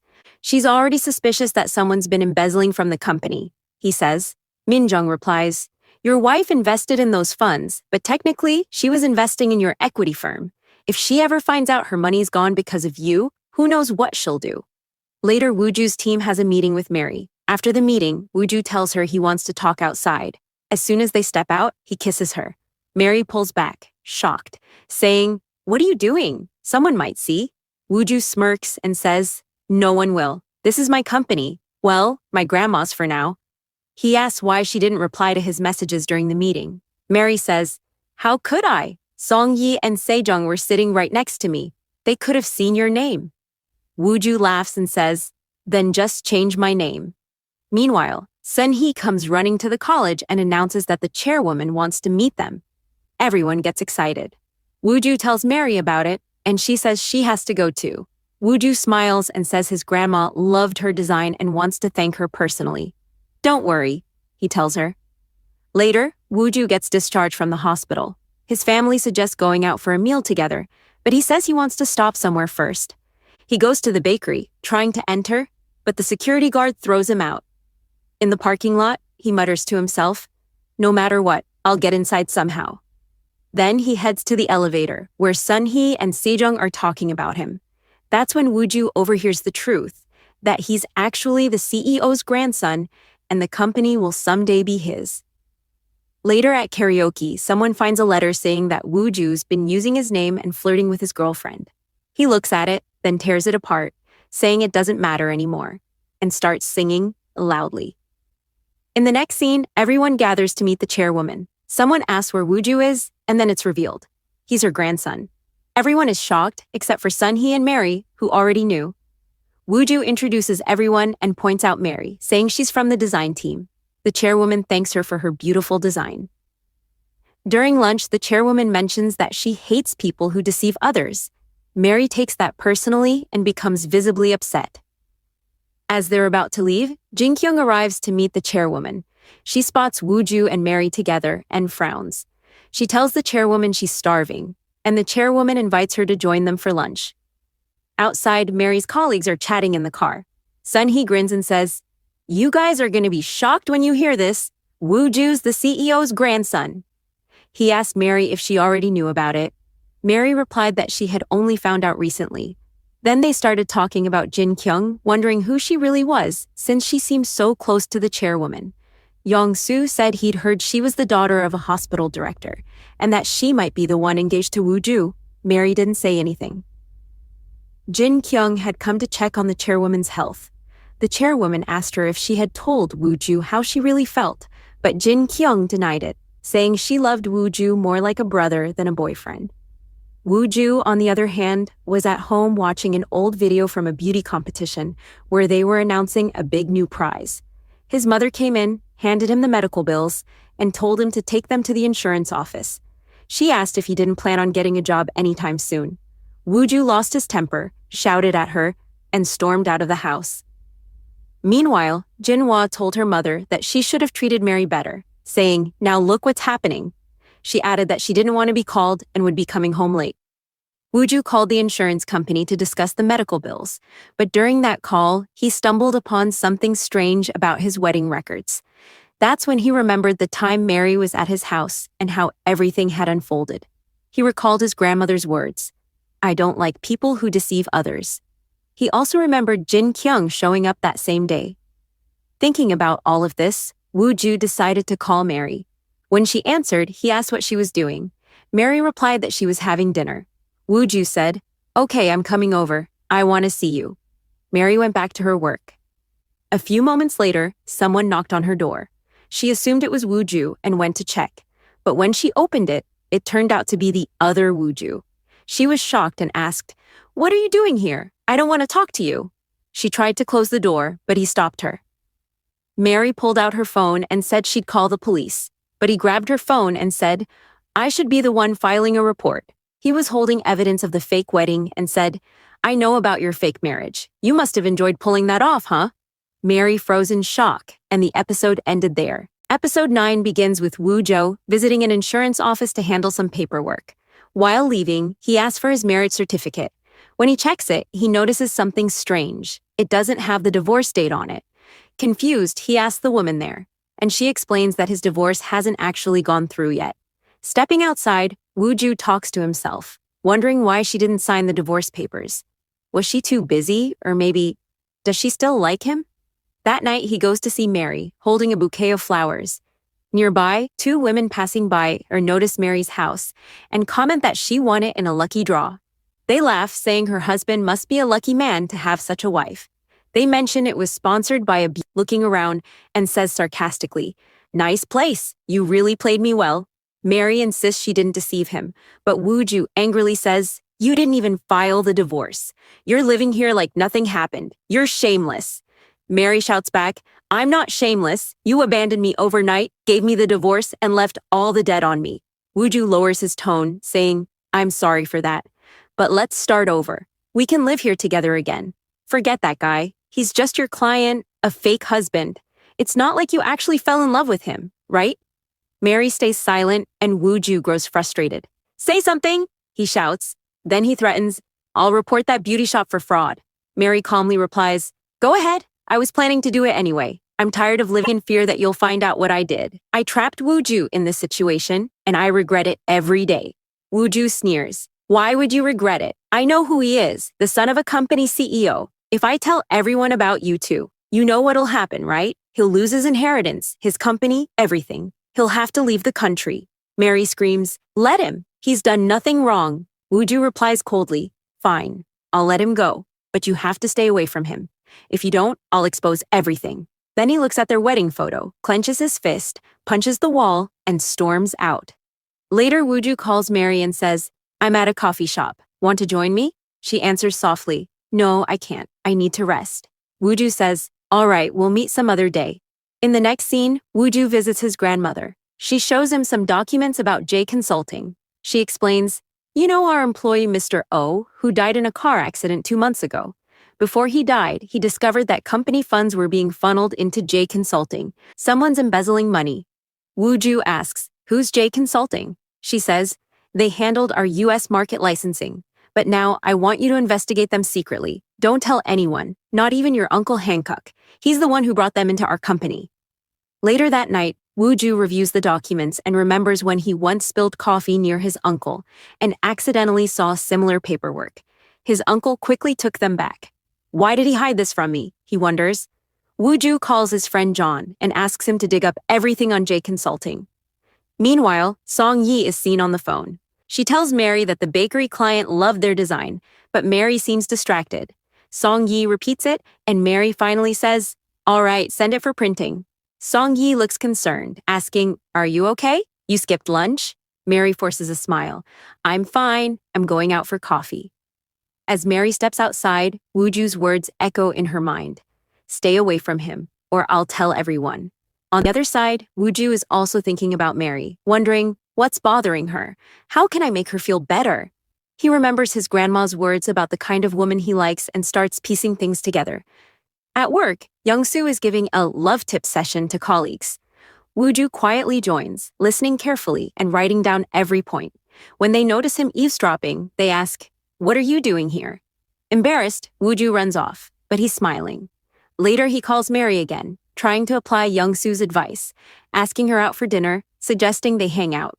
But she declines. Woo Jo sighs, saying, "We barely see each other. When will we ever go on a date?" Mary replies, "I'm busy with your company's 80th anniversary event. We'll meet after that."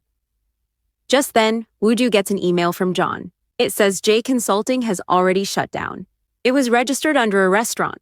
Its CEO is a man named JC, or in Korean, Min Young. He even has an 8-year-old child. Woo Jo realizes that he's seen that name before on the documents. Next, we see Myeon leaving a temple. She calls her husband, saying, "I came here because they told me someone will betray me." Hankook asks, "Are you still visiting those people? You were supposed to stop." Myeon replies, "I think I know who'll betray me, my mother. She wants to make her husband the successor instead of our daughter. I went to confront her and yelled at her." Hankook scolds her. "You shouldn't have done that. You know your mother always has her reasons. If you upset her, she could even faint. Don't make it worse. He comforts her with sweet words, unaware that Min-young is nearby, overhearing everything. Later, Min-young confronts him. Why were you talking to her like that, being all sweet? He smirks. Are you jealous? She denies it, saying, You promised to divorce her, but you haven't. How long am I supposed to wait?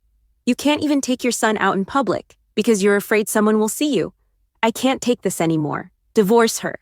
Do you know what I've done just to be with you? Have you forgotten what happened 27 years ago? Hankook stops her and says, I know. I'll divorce her soon. Don't worry. Our dreams will come true. Just then the doorbell rings. Min-young assumes it's Henry, and she's right. He's there with So-ri, who came to drop him off. When Henry hears that his father is inside, he runs toward the house, but So-ri doesn't get a clear look at who's there. As she leaves, Min-young stops her, hands her some money, and says, Take it. It's for keeping our little secret. But So-ri shakes her head. I can't take this. Min-young insists, It's not for you. It's for silence. Sari accepts the money and walks away. We see Woo-ju texting Mary, asking her to come to a meeting. Mary turns to Song-yi and asks, Is there some kind of meeting happening? Song-yi replies, I don't know. I haven't heard anything about it. Mary leaves to attend the meeting, walking down the street. But suddenly, Woo-ju pulls up in his car and tells her to get in. The two of them drive to an open spot and sit together, having drinks. Woo-ju looks at her and says, Tell me, why are you so upset? Is it because of my grandma? She's not like how you think she is. I'll talk to her. Don't you trust me? Mary looks away and says, You once told me that everyone has a secret. Woo-ju remembers that moment and replies, Yeah, I did say that. But back then, I didn't really understand what it meant. I just said it without thinking. Mary sighs. I don't know anymore. But now, I just want to focus on my future. I'm not leaving that house. Woo-ju reminds her, You said you'd tell Leeson everything. Mary shakes her head. No, I won't. I still have a huge debt to pay off. I need to clear that first. Then she says something that really hurts Woo-ju. He looks at her and directly asks, Do you want to break up? She nods quietly, then walks away. Later, while riding the bus, Mary starts remembering all her past moments with Woo-ju. How happy they used to be. In the next scene, we see Leeson meeting with Sang-yeon. The mayor is there too, talking to Sang-yeon. He says, I told you to give me one of the towns, but you didn't. Sang-yeon replies, I'm trying my best. The mayor warns him, If you give me the town, I'll make sure your new store gets a permit. After the mayor leaves, Sang-yeon tells Leeson, Handle the new town. But Leeson says, We don't have any available towns. We'll have to wait at least 10 months. Sang-yeon gets angry and yells, We can't wait that long. Don't you get it? We're getting a new store. You're not the same as before. You used to be fearless. Remember how you talked to my father, how you tricked him and took my exam? You've lost that fire, but I don't care. You're doing this. In the next scene, Woo-ju tries to call Mary. As he waits, he remembers texting her before, apologizing. I'm sorry. I didn't consider how you felt. We'll talk another day. I'll wait for you.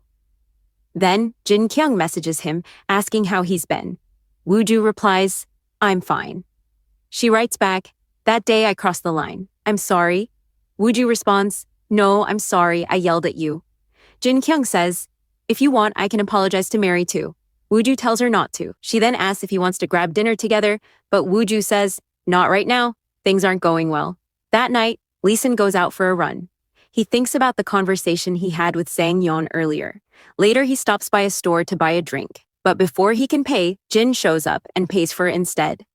Outside, they talk. Jin says, You were running really fast. I was right behind you, but you didn't even notice me. Is something going on? You can tell me. Leeson looks at her and asks, What about you?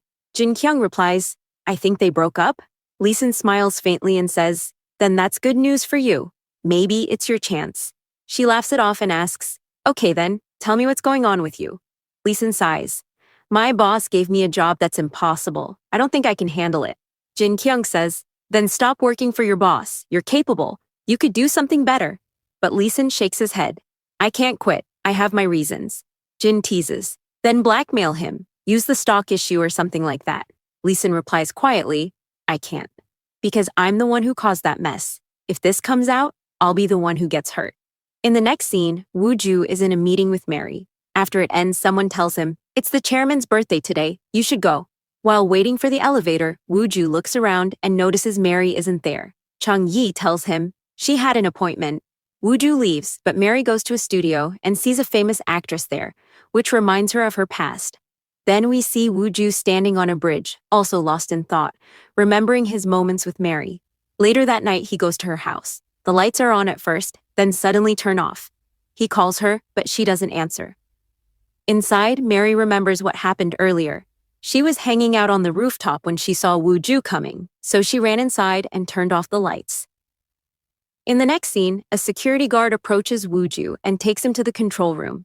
He shows him footage of a man coming to the building earlier, carrying a letter and asking to meet the chairwoman. The guards kicked him out, but he kept asking, "What's Woo-ju's relationship with the chairwoman?" After that, Woo-ju drives to Mary's house, trying to call her again, but she still doesn't pick up. Woo-ju wonders aloud, "Did the other Woo-ju find out who I really am?" At Mary's place, she tells Woo-ju, "I did what you asked. I broke up with him." Woo-ju smiles, relieved. "Good. Now let's talk about us. Let's start over." But Mary frowns. "What are you talking about? That wasn't part of the deal." Woo-ju steps closer, kneels down, hits himself, and says, "I'm sorry for everything I did. Please give me one more chance. I won't report you to the department store." Mary answers coldly, "Don't bother. I was planning to report it myself." She grabs her phone to call Leeson and walks out, but Woo-ju stops her. "You can't do that," Mary shouts. "This is my house. I can do whatever I want." Woo-ju yells back, "No, half of this house is mine too." Mary looks at him in shock. "So that's what this is about. You came here for the house." Woo-ju replies, "Yes, I want this house, and I want you. If you don't listen to me, I'll expose who Woo-ju really is. You know what that'll cause." Mary screams, "Leave him alone." Woo-ju raises his hand to hit her, but just then, the real Woo-ju arrives, grabs him, and throws him back. "If you've got something to say it to me," he warns. "Stay away from Mary." The fake Woo-ju sneers. "You two were working together, weren't you? You'll both pay for this." He moves to punch him, but the real Woo-ju lands a strong punch first. "No," he says, "you're the one who'll pay." He then plays a recording of the man's own words. "This house is half mine. We'll live here together." Woo-ju says, "Now you're involved too. Do whatever you want, but I'm done with your games." After the fight, Woo-ju hugs Mary tightly and goes inside with her. He says softly, "You should have told me earlier what was happening. I don't want you breaking up because of me. If you really care about me, stay with me. When you weren't around, I was miserable." Mary whispers, "I already said things I shouldn't have. I'm sorry." Then the two share a kiss. In the next scene, Woo-ju is looking over a guest list for the anniversary event. His expression changes when he sees one name on it, the beauty department store. He's shocked. Meanwhile, Leeson and Song-yeon are at the airport. Woo-ju calls them, but Leeson says, "We can't make it to the anniversary." On the plane, a man recognizes Leeson and starts talking to him.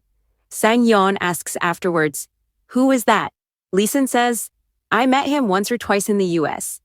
Back at home, Woo-ju's grandma looks over the same list. She tells him, "All right, invite them all. And you can invite whoever you want to. I want to see who it is you chose instead of Jin." Woo-ju smiles and says, "She's really pretty. You'll fall in love with her when you see her. But when she finds out what you're really like, I don't know what'll happen." Then Grandma shouts, saying, "I'm not like what you think I am. What, she won't like our family? Tell her that I don't have a mother, only a grandmother. And this grandmother is weak now. She can do whatever she wants in this house. She can eat whatever she likes." In the next scene, Woo-ju talks to Mary about everything and says, "You should look pretty when you come." Mary smiles and replies, "Okay." Later, we see her arrive at the event, but she hesitates outside and can't bring herself to go in. Woo-ju notices her standing there, walks up and asks softly, "What's wrong? Why aren't you going inside?" Mary admits nervously, I'm feeling anxious." Woo-ju chuckles. "What's there to be nervous about?" He takes her hand and brings her inside, where his grandmother is welcoming the guests. Mary can't gather the courage to talk to her, but Grandma takes one look and instantly realizes this is the girl Woo-ju likes. Everyone settles inside for the ceremony. Awards are being given out. Hankook is also present. Suddenly, he gets a call and learns Lee Sin and Sang Yeon are on their way. Woo-ju also gets this news and immediately texts Mary, asking her to come outside. She steps out and asks, "What happened?" Woo-ju quickly explains the situation. Mary worries, "What should we do now? If I suddenly disappear, the chairwoman won't like it." Woo-ju says, "Don't worry, I'll handle it. Just make sure you don't run into them." Mary goes to the restroom to stay out of sight, but there she unexpectedly spots the chairwoman talking to someone. A moment later, the chairwoman notices her too. She walks over and asks calmly, "Do you like my Woo-ju?" Mary blushes and nods slightly. "I'm a bit busy right now," she says nervously. "I have to go." The chairwoman smiles faintly and says, "All right, when you're free, come to my house. I'd like to talk to you. You do know that Woo-ju is my grandson, right?" Mary nods again, speechless. The chairwoman then leaves. As Mary heads out, she suddenly spots Lee Sin nearby. He has overheard the entire conversation. So, in the next scene, Lee Sin calls Sang Yeon and says confidently, "Don't worry, I think I can get a townhouse. It's the same one Mary won earlier." Just then, the ex-Woo-ju appears and says coldly, "Come inside." He looks him straight in the eyes and asks, "What's your relationship with Mary? Are you really married to her?" Meanwhile, Mary steps outside at the same time, just as the episode ends on that tense cliffhanger. The start of episode 10, we see the chairwoman stepping onto the stage. She begins telling the story of how she started this company.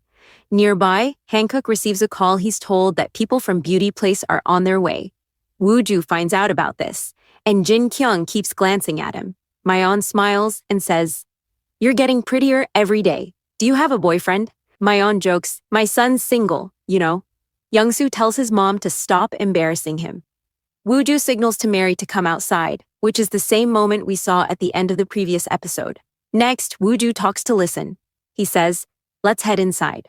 But Listen stops him and says, "I need to ask you something. What's your relationship with Mary? Are you two really married?"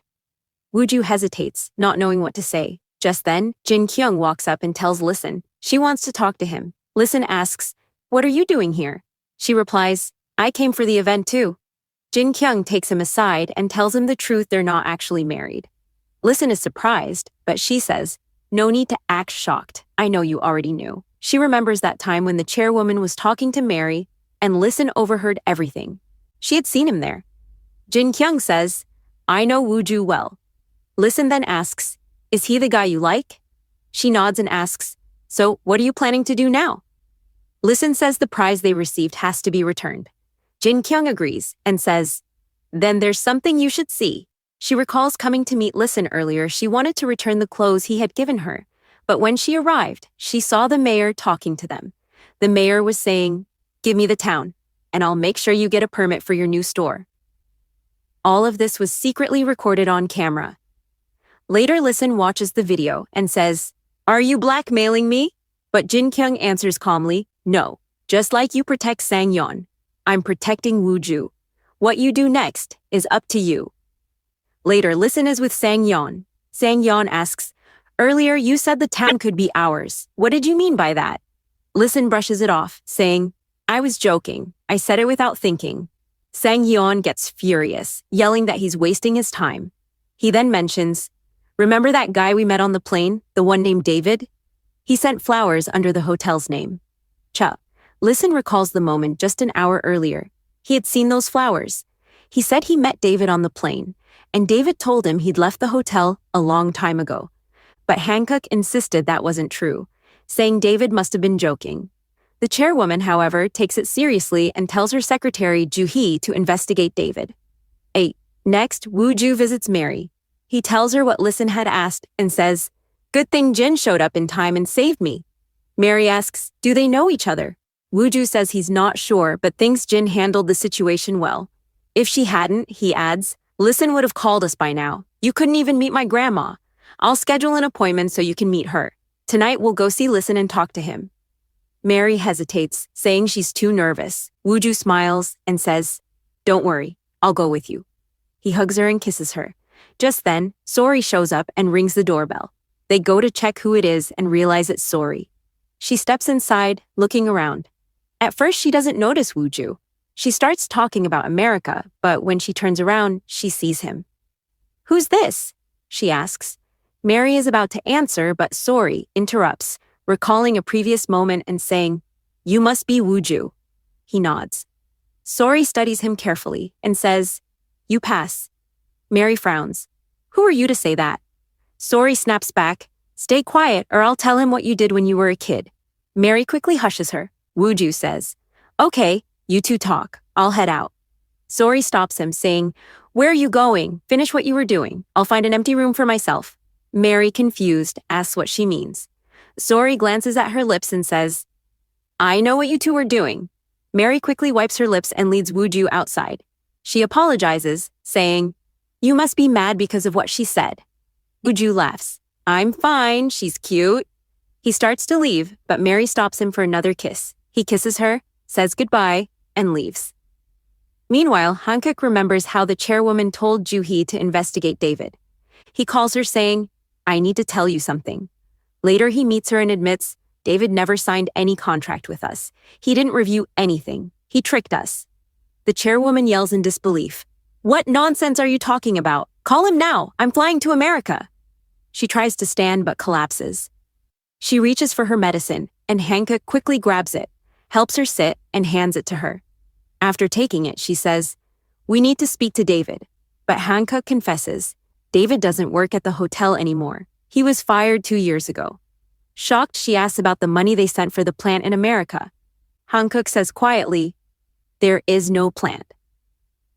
He explains that Mayon had created a fake plant document on the computer, and all the consulting money went to his own company straight into his pocket. The chairwoman screams, "Why would you do this? How will you face your family?" But Hankuk says coldly, "I won't see them again. You should have given me a share of the company long ago, but instead you handed me your miserable daughter like I was some beggar. But don't worry, soon everything will be mine. I'll sell the company." The chairwoman collapses unconscious. Hankuk remembers the moment earlier when her medicine had fallen. He had secretly switched it with another one, making sure no one would notice. Then, he walked away. Next, everyone arrives at the hospital. The doctor says the surgery went well, but her condition is critical. If the bleeding increases, she might not survive. Wooju is heartbroken, standing beside his unconscious grandmother. Outside, Hankuk makes a phone call and says, "Let's begin." News spreads fast. The media reports that the Pinlian company faked contracts with hotels and lost millions. Myeon, watching TV, turns it off in frustration. "They're all lying," she says. "My mother didn't even know the contract was fake. She would never do that." Young-soo asks his father, "What do we do now? Shouldn't we investigate David?" But his father says, "There's nothing we can do. The truth is, your grandmother already knew about the fake contract. She told me to keep it secret." Wooju then says, "Juhee told me she met David a few days ago." Hankuk quickly replies, "Yeah, I know. I was there too. But we met for something else. If I had been more careful, none of this would have happened." Just then, Wooju gets a call from Juhee. They meet, and Juhee tells him, "Your grandmother asked me to keep an eye on David. If she had known the contract was fake, she never would have said that." In the final scene, Wooju goes to see his grandmother in the hospital. He looks at her and remembers her words. "There's embezzlement happening here, so I need to investigate the consulting company. But don't tell your uncle." Wooju's voice trembles as he says, "Grandma, I'm scared you might have been right." In the next scene, we see Mary with Seung-hee. Seung-hee looks at the comments and tells her that the public is boycotting Wooju's company. They want the chairwoman to return the award she received. Mary leaves after that and later meets Wooju. He asks her, "What did you want to talk about?" She says she just came to check on him. "Are you okay? Did you have dinner?" Wooju replies, "Now that you're here, I feel a little better." Mary looks at him and says, "If you want to say something, you can tell me." He stays silent, so she starts singing softly and says, "If I were you, I would have said it." Eventually, he opens up. Mary says, "So you're saying you suspect your uncle, but you can't ask him directly what he did, right? Because you once told me he's like a father to you. Still, you have to do something for the company. You have to protect it because you're going to be its next successor. Don't overthink it. Just do what you can." Wooju listens quietly, then hugs her tightly. In the next scene, Jin is sitting at a bar. She remembers the moment she saw Wooju and Mary hugging. She takes a drink, clearly bothered. Just then, Listen walks in. He spots her and sits nearby, drinking silently. Jin breaks the silence and says, "You could at least say hi. After all, we share a secret now. Thanks for following my advice." But Listen says, "I'm still thinking about her." Jin asks, "Is your boss pressuring you? You could use that recording to blackmail him." Listen shakes his head. "I can't do that. If I do, he'll cut funding for your hospital. This is the business world you wouldn't understand." He pauses and adds, "But there's something I don't get. You said that guy doesn't even like you, so why help him?" Jin answers softly, "Maybe you've never liked someone before. When you care about someone, you just want to protect them." Listen says, "Wooju doesn't even notice what you're doing for him, so why bother?" Jin tells him to stop talking. He apologizes. "You might have heard what I said earlier. I'm sorry for troubling you." Jin looks at him and says, "I didn't hear anything." She comforts him and adds, "You deserve better than that job. Maybe you should find something new. Do you want me to help you find one?" Listen smiles faintly at her words. Next, we see Min Young, who has just arrived in Korea. At home, she's talking to Hankook. He's holding a document and says, "From now on, you're the CEO of BK Capital. Your name will be Sylvia. This company invested a lot of money into the bakery, huge amounts. But you're not here for the money. You're here to take over the company." Min Young nods and says, "Got it. By the way, did you do what I asked?" He shows her the papers. It's a divorce document meant for Myung. Meanwhile, Wooju's employees are discussing how they'll need to apply for new jobs soon. BK Capital is about to buy the company, but Sejong and Won Seo say, "That'll never happen. We believe the company will survive." Then we see Sun Hee outside, talking to her family about her job. Wooju overhears everything from behind. Later, Wooju meets Mary again. He says, "I don't know what to do. If Grandma were here, none of this would have happened. There's so much pressure on me now. My employees' jobs depend on me. Tomorrow, I have a meeting with BK's CEO. Everything depends on that contract. If it falls through, everyone will lose their jobs." Mary tells him, "That's why I'm here with you. You were our biggest client. I wanted to see how you're handling things. By the way, can I know who BK Capital's CEO is? What's she like?" Wooju says, "I don't really know. I just know her name's Sylvia." He shows her a photo, and Mary looks shocked. "I've seen her somewhere before." She brings another photo and says, "Look, aren't these two the same person? My sister used to work at a restaurant in America, and this woman was the CEO there. Her name's Jessica." Wooju remembers the name Jessica. It was linked to J Consulting. They send the photo to Sori and ask her. Sori confirms, "Yeah, that's my boss. The man next to her is her husband. I saw them before when I went to drop off Henry." Mary realizes, then both of them are working together to steal the company. Wooju says, "That means David's involved with them too." Mary asks, "Do your aunt and brother know about this?" Next, we see Young-soo in his father's office, looking at the divorce papers. His mother walks in and asks what he's doing. "I'm going to visit Grandma," she says. "Can you give me a ride?" He nods. "Yeah, I'll come." In the next scene, Jessica, or rather Min Young, who is pretending to be Sylvia, arrives at the company. Wooju, Hankook, and Young-soo meet her for a business discussion. Wooju talks about employment security, saying, "If you take over the company, our employees will lose their jobs. They'll have nowhere to go." Jessica replies coldly, "That's not my concern. We're just investors. This is how it has to be." Young-soo tries to negotiate. "Can we have more time?" But Jessica refuses, saying, "It's too late. You've already destroyed your credit. No bank will lend you money now." Wooju tries to say more, but Hankook interrupts him and says to Jessica, "All right, we'll think about it." Afterward, Hankook scolds Wooju. "You shouldn't get emotional in meetings. This is business." Wooju wants to respond but remembers Mary's words that before taking any action, he needs to find out what his uncle truly wants. Wooju apologizes. "I shouldn't have done that, but what's our next move?" Hankook says, "We'll have to meet her demands. We'll sell the factories. I know it'll cause losses, but we don't have another choice." Later, Wooju tells Mary everything. He says they were pretending to be strangers all along. We have to do something. Mary replies, "If only the chairwoman were still alive." Next, we see Myung talking to her unconscious mother in the hospital, crying. "I won't be a bad daughter anymore. Please wake up." Suddenly, her mother's finger moves. Meanwhile, Young-soo is in the elevator, talking to his mother on the phone. Did Grandma wake up? Okay, I'm coming. Nearby, Hankook overhears everything. In the next scene, Hankook calls Min-young and says, Grandma woke up. We have to kill her. She knows everything about us. That night, Min-young sneaks into the hospital room. She's about to poison the chairwoman, but just then, the old woman opens her eyes and grabs her hand. She fights back. Woo-ju rushes in and catches Min-young red-handed. The police arrive soon after and arrest her. But then it's revealed the person in the bed wasn't the real chairwoman. It was actually a police officer in disguise. Woo-ju remembers how they came up with the plan. Mary had said, if only the chairwoman were alive. Then she added, wait, we can bring her back. When she wakes up, the real culprit will reveal themselves. Woo-ju later tells everything to Young-soo. Young-soo stays quiet. Woo-ju asks, you already knew, didn't you? Young-soo admits, yeah, I suspected my dad had a girlfriend in America, but I didn't know it was Jessica. Woo-ju adds, there's another problem, they're trying to sell the company together. Young-soo says, we don't have any evidence. Woo-ju replies, that's why I'm asking you to work on it. Young-soo agrees, all right, what do you need me to do? In the next scene, he purposely talks to his mom, saying, okay, Grandma woke up, I'm on my way.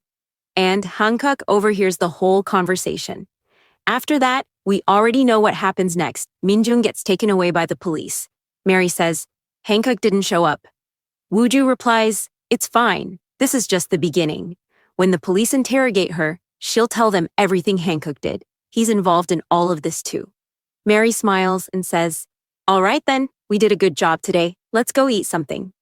The next scene cuts to the media reporting that the bakery owner is innocent. He didn't do anything wrong. The police believe he was actually a victim, unaware that the contract was fake. The CEO of BK tried to kill the chairwoman. Sunhee talks to Woo-ju about her new job, but suddenly the others walk in. They glare at her and say, you traitor.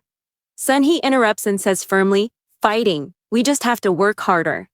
Later, a police officer calls Woo-ju and says, we checked her phone. She was working with David, but there's no connection with Hankook, as you mentioned earlier. Sari is with Henry feeding him. She tells him to put the toy away, but Henry insists, he's gonna eat with me. He's always with me. Then, Hankook visits Min-jung in jail. She tells him, Henry is being looked after by the restaurant manager. When all this is over, take him and go to America. Hankook assures her, don't worry, I'll get you out soon. By the way, you don't have any proof that I'm involved too, right? She shakes her head. No, I already threw my phone away and destroyed the server. Hankook returns to his office and finds Woo-ju waiting there. Woo-ju asks, where were you? He answers, I was at a meeting. Woo-ju confronts him. I know about your relationship with Min-jung. You even have a son. I can expose that you're trying to sell the company. Hankook stops him, saying, Min-jung blackmailed me. I didn't even know Henry was my son. I only managed J Consulting. I had nothing to do with any of this. Later, Woo-ju talks to Young-soo and tells him everything. Young-soo replies, I think he's lying. He hands Woo-ju a flash drive, saying, maybe you'll find something in here. Woo-ju checks it, but there's nothing important on it. He goes to meet Min-jung and says, I know about you and Hankook. You could have taken over the company without killing my grandmother. Why did you try to murder her? Maybe she already knew about you and Hankook. You think he's gonna save you, but he won't. His promises mean nothing. Then he plays the recording, where Hankook admitted, she's blackmailing me. I have nothing to do with her. Woo-ju starts to leave, but Min-jung stops him. All right, I'll tell you where the evidence against him is, but promise me you'll protect Henry. Woo-ju nods and promises. Next, we see Hankook remembering a conversation with Min-jung. She had told him, do you really think you can get away with this? Even if I destroyed the server, I still have the evidence. He grows anxious, rushes home, and starts searching for it. He can't find anything until he steps on one of Henry's toys. When he picks it up and opens it, he finds the hidden evidence inside. The evidence includes several messages and a voice recording. Min-jung explaining how she arranged Woo-ju's parents' deaths, how she had their car's direction changed, and how a truck came crashing in, sending the car off the cliff. Someone, most likely Hankook, arrived at the scene afterward, texting someone, it's done. I killed them. In the present, Hankook carries the evidence with him, heading somewhere, but Woo-ju appears in front of him. Woo-ju looks him straight in the eyes and asks, "You killed my parents, didn't you?" Hankook stays silent, and the episode ends right there. We'll find out what happens next in episode 11, releasing this Friday. Episode 11 opens with Woo-ju talking to Min-young. She tells him that she'll reveal where the evidence against his uncle is hidden, but he has to promise her one thing. He must look after Henry and send him to her relative on Jeju Island. Woo-ju agrees. Min-jung then explains that the evidence is inside a toy at her house, one that belongs to Henry. She turns to leave, but Woo-ju notices a mark on her neck, triggering memories of the past, the accident. He remembers the moment he saw someone standing near the car. As he calls for help, he notices the same mark on that person's neck. The pain overwhelms him, and he steps outside. Mary sees him and rushes over, asking if he's okay and whether she should call an ambulance. Woo-ju tells her he finally knows who Min-jung really is. In the next scene, Woo-ju explains everything to Mary and tells her he's certain Min-jung was the person near the car that day. Mary agrees and says she heard that Min-jung worked as a secretary in his family company 25 years ago. She also remembers hearing someone mention that Sylvia, the woman who was recently arrested, once worked as a secretary at that same company. Mary suggests that Min-jung must have met Woo-ju's uncle back then, which could have led to their affair. Woo-ju agrees.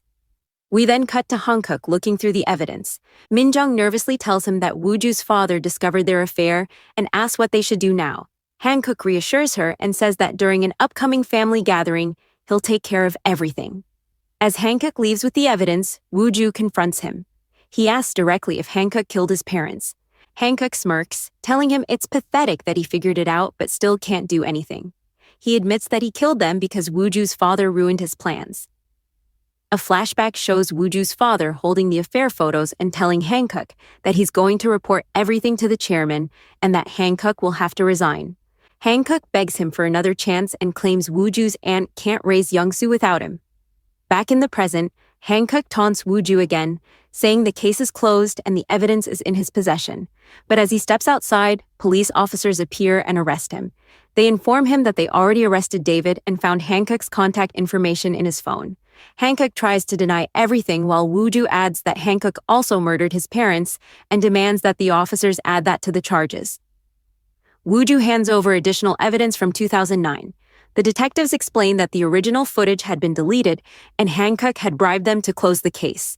With this new evidence, the police search Hankook's pocket and find even more incriminating material. He is taken away. In court, the judge lists all of Hankook's crimes, including the murder of Mr. Koo. Hankook is sentenced to death. Mi-young, devastated, tells her mother she didn't go to court because she couldn't bear to face the truth. She cries, realizing Hankook had deceived her for years, killed Woo-ju's father, and even tried to kill her as well. She feels worthless. Meanwhile, Woo-ju visits his parents' grave with flowers. Mary stands nearby as he feels their presence. His father's voice reassures him, telling him it wasn't his fault and encouraging him to stop blaming himself. Woo-ju introduces Mary to his parents, and Mary promises to look after him. Next, we see Listen at home, remembering what Jin Kyung said earlier. The doorbell rings. Woo-ju and Mary have come to talk to him. Mary nervously confesses everything.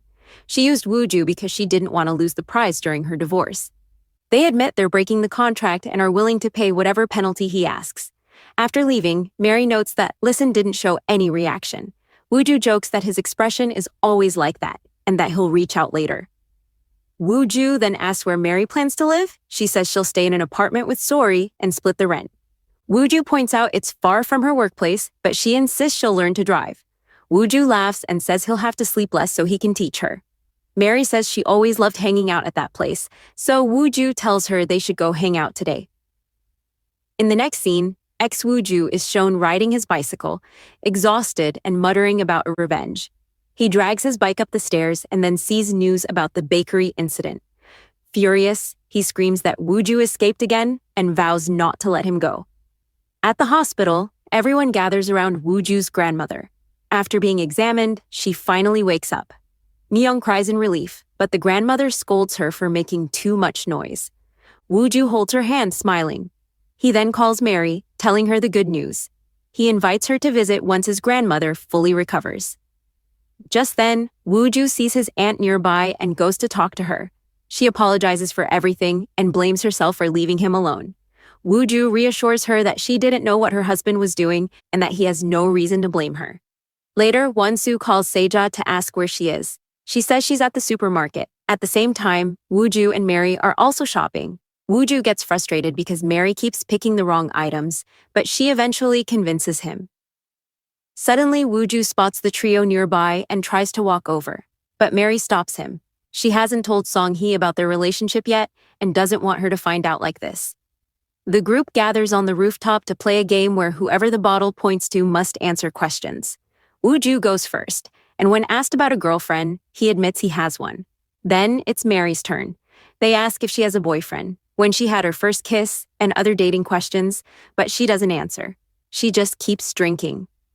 Later, Mary meets Woo-ju outside. Woo-ju tells her he's upset. He asks why she couldn't just tell everyone that he's her man. Mary smiles and says she couldn't do that because his cute face drives her crazy. But right then, they realize the others have been listening to their entire conversation.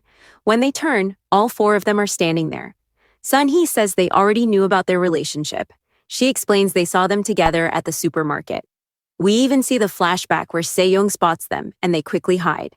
In the next scene, Sun-hee asks Mary why she didn't tell her. Mary says she wanted to, but the timing was never right. Won-soo says he knew long ago. Then we see his memory of Woo-ju hugging Mary. They all ask if their relationship started back then. Sun-hee reminds them that they were all supposed to go to the croquette shop, but Woo-ju pulled Mary away by the hand. Was that the moment things began? Sejong adds that when they came to take photos, she also saw them together. She asks if they kissed and started dating back then. Then they ask when the two first met. Woo-ju thinks back to his childhood and says they must have been 8 or 9 years old. Hearing that warms everyone's hearts. Young-soo goes to visit his father. He asks why he did all those terrible things. Hankook lies and claims he did nothing, that he was blackmailed, and that he's actually a victim. Young-soo yells at him to stop making excuses. He says Hankook killed Woo-ju's parents, tried to kill his grandmother, and isn't even human anymore. He's a monster. Young-soo says he may not be good at anything, but at least he's proud he didn't become like his father. He warns him never to think about meeting his mother again and walks away. Hankook begs him to help with his appeal, but Young-soo ignores him and gets into the car. His mother is already waiting there. Young-soo looks at her and quietly says they should go eat together. Mi-young refuses at first, but then agrees. Chao. Next, news spread everywhere about the mayor's corruption involving the beauty place and the permit he approved for next door in exchange for a huge bribe. Reporters surround him with questions. Listen goes to visit Sang-yu. Sang-yu's father has been beating him. The man tells Listen to handle the case, travel abroad, and meet the prosecutor. In the next scene, we see several doctors and Jin Kyung, who volunteers at the orphanage. The children are getting vaccinated. Listen enters and meets the woman who runs the place. He gives her flowers. She tells him he visits every year on her birthday to thank her for raising him. Listen says he won't be able to come next year. She asks if he's being transferred abroad for work, and he confirms it. She scolds him for working non-stop and tells him he should get married already. A girl comes in to say the doctors are leaving. Listen steps outside to say goodbye. Jin Kyung is nearby and notices him. Once he's alone, she approaches him. We then see them together at a restaurant. Listen warns her that the food there is very spicy.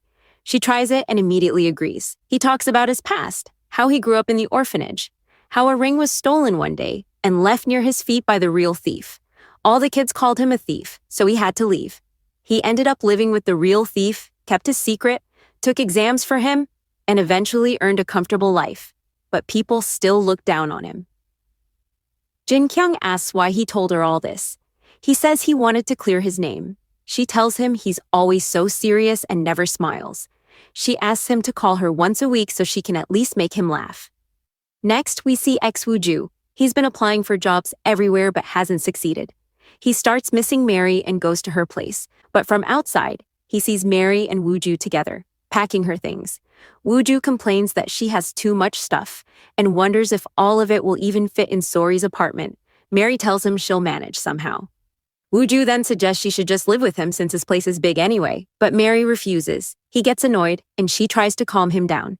Woo-ju watches all this from outside. The next morning, we see Mary and Woo-ju sleeping together. Mary tries to get up for work, but Woo-ju pulls her back. Later, Mary wakes up again and notices Woo-ju isn't beside her. When she steps out, she finds him making breakfast. She jokes that they look like newlyweds. Woo-ju says that even when his hair turns white, he'll still cook for her every day. She gets emotional, hugs him tightly, and they enjoy the moment.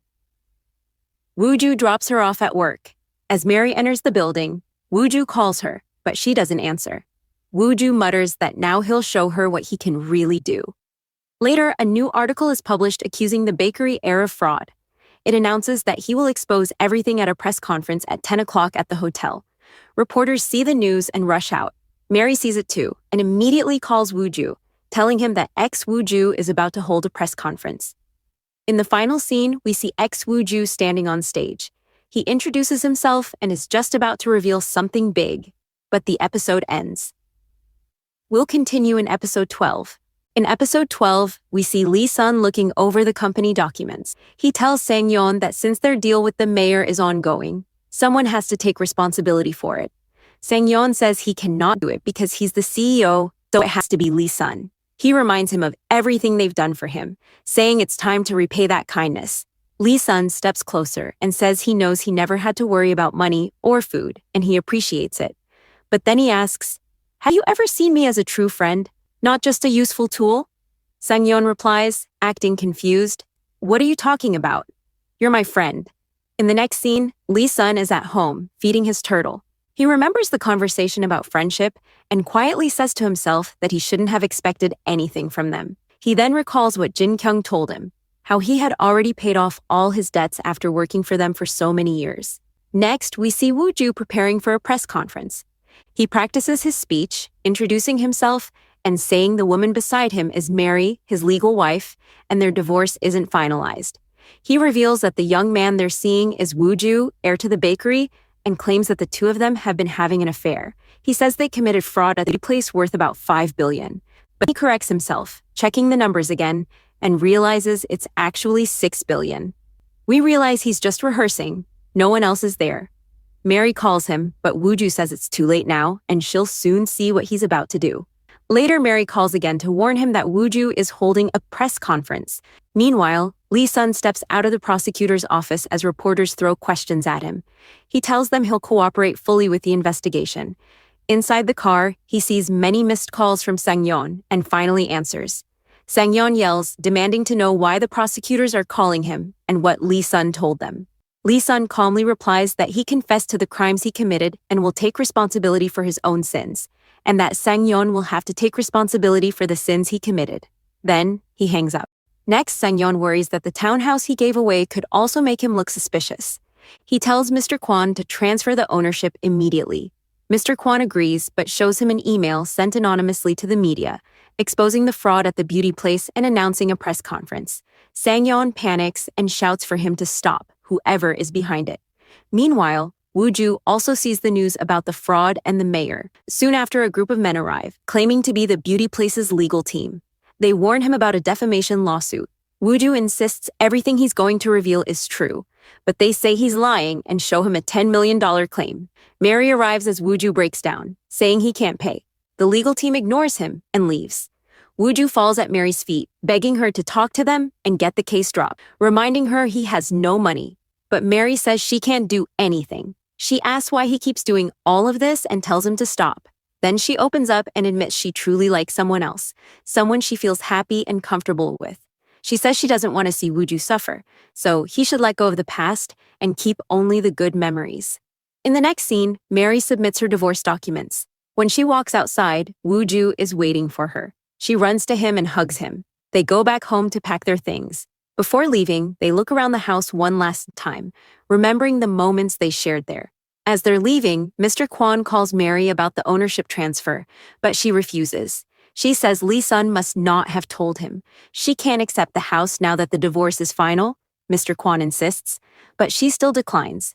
Woo-ju tells her she can't go back to that house now and asks if she's sad about leaving it. Mary admits she is. She doesn't know if she'll ever have a house like that again, but she says she gained something even more precious.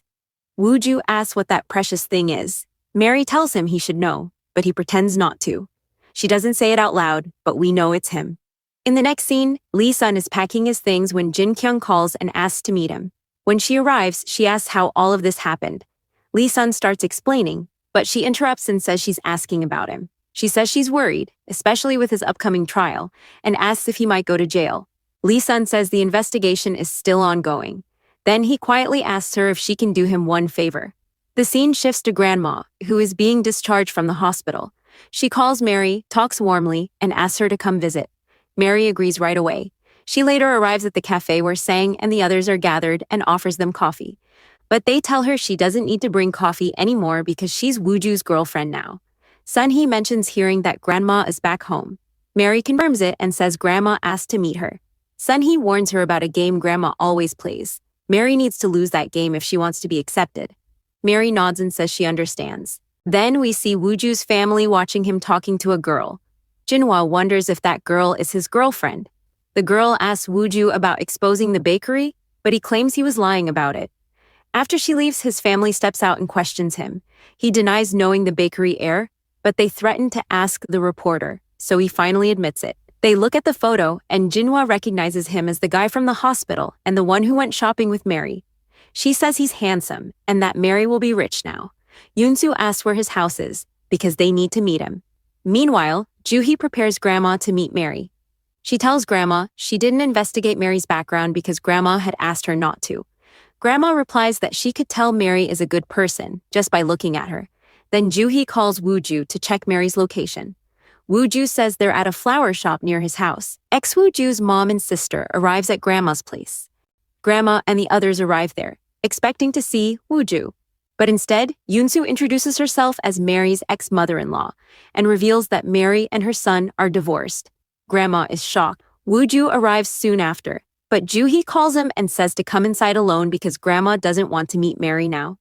Wooju tells Mary his grandmother isn't feeling well and asks her to meet another day. Mary says it's okay. Inside, Grandma asks if Mary is divorced.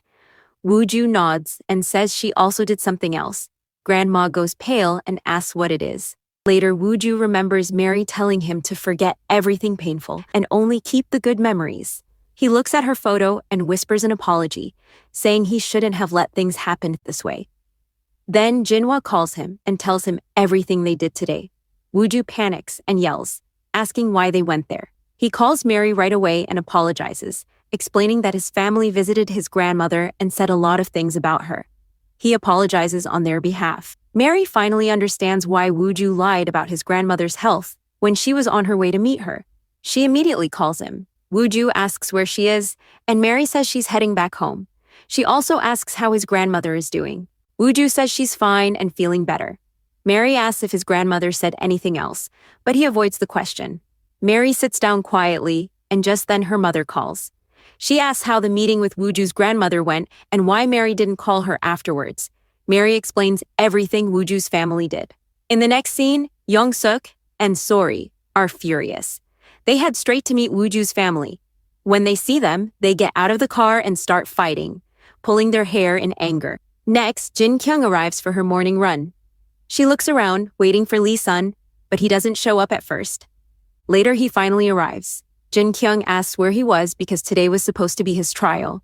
Lee Sun says he didn't want to burden a girl who always waits for him like this. Jin Kyung remembers the things she said when they first met. She then asks if he's trying to flirt with her. Lee Sun says there's someone who helped him many times and always it gave him comfort. Jin Kyung says that person must be amazing, not realizing he's talking about her. They continue running. She asks if he needs anything else besides the favor he previously mentioned, but he says no. In the next scene, Wooju and Mary are at a restaurant. Wooju tells her that Young-soo resigned from the company because he's more interested in gaming now. Mary is about to talk about his grandmother, but Wooju suddenly gets a call from her. He steps outside to talk. Mary goes to the counter to pay, and she overhears him asking his grandmother if she can reconsider her decision. Wooju returns and tells Mary he needs to go home because something important came up. Mary agrees, and he leaves. When he reaches home, his whole family is there. His grandmother says she's ready to announce her decision.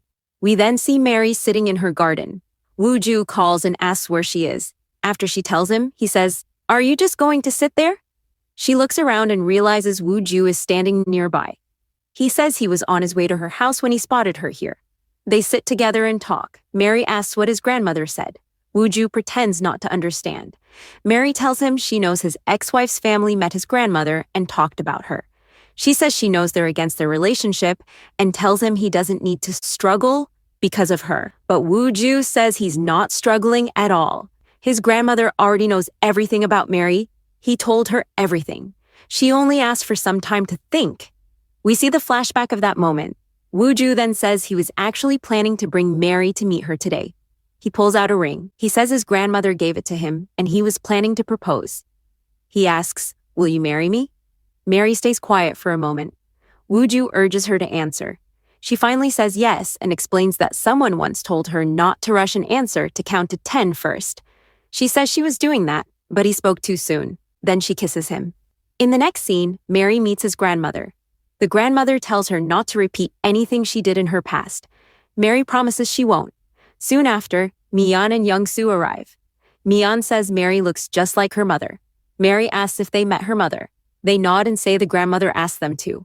We see a flashback where they visited Mary's mother and found her helping a young girl who had no parents, even giving her free meals. They were touched by her kindness. Wooju then says he and Mary can't get married immediately because he just took over the company and they need a little more time. Mary tells the grandmother that she agrees with this decision. Mian asks Mary if she has any friends she could introduce to Young-soo. Mary asks Young-soo what type of girl he likes. Mian says someone like herself, but Young-soo says the girl should be the opposite of his mother. In the next scene, Jin Kyung is taking care of Lee-sun's turtle. She sends him letters while he's in prison, and we see him reading them. 1 year later, everyone gathers for the wedding. Wooju and Mary are finally getting married. Mian teases Young-soo, saying she's becoming famous and will probably leave the bakery behind. Young-soo laughs and says that's not happening. We then see Mian managing a long line of customers. Sori is speaking English while handling customers. Then Jin Kyung arrives. They start talking. Lee-sun calls her, saying he's there. She turns around and sees him coming toward her. They smile at each other. In the final scene, Wooju and Mary arrive. They look back on all the moments they shared, everything they went through. And then their wedding begins. The drama ends on this warm, happy note. We will meet in a new drama. Until then, make sure to subscribe and like this video.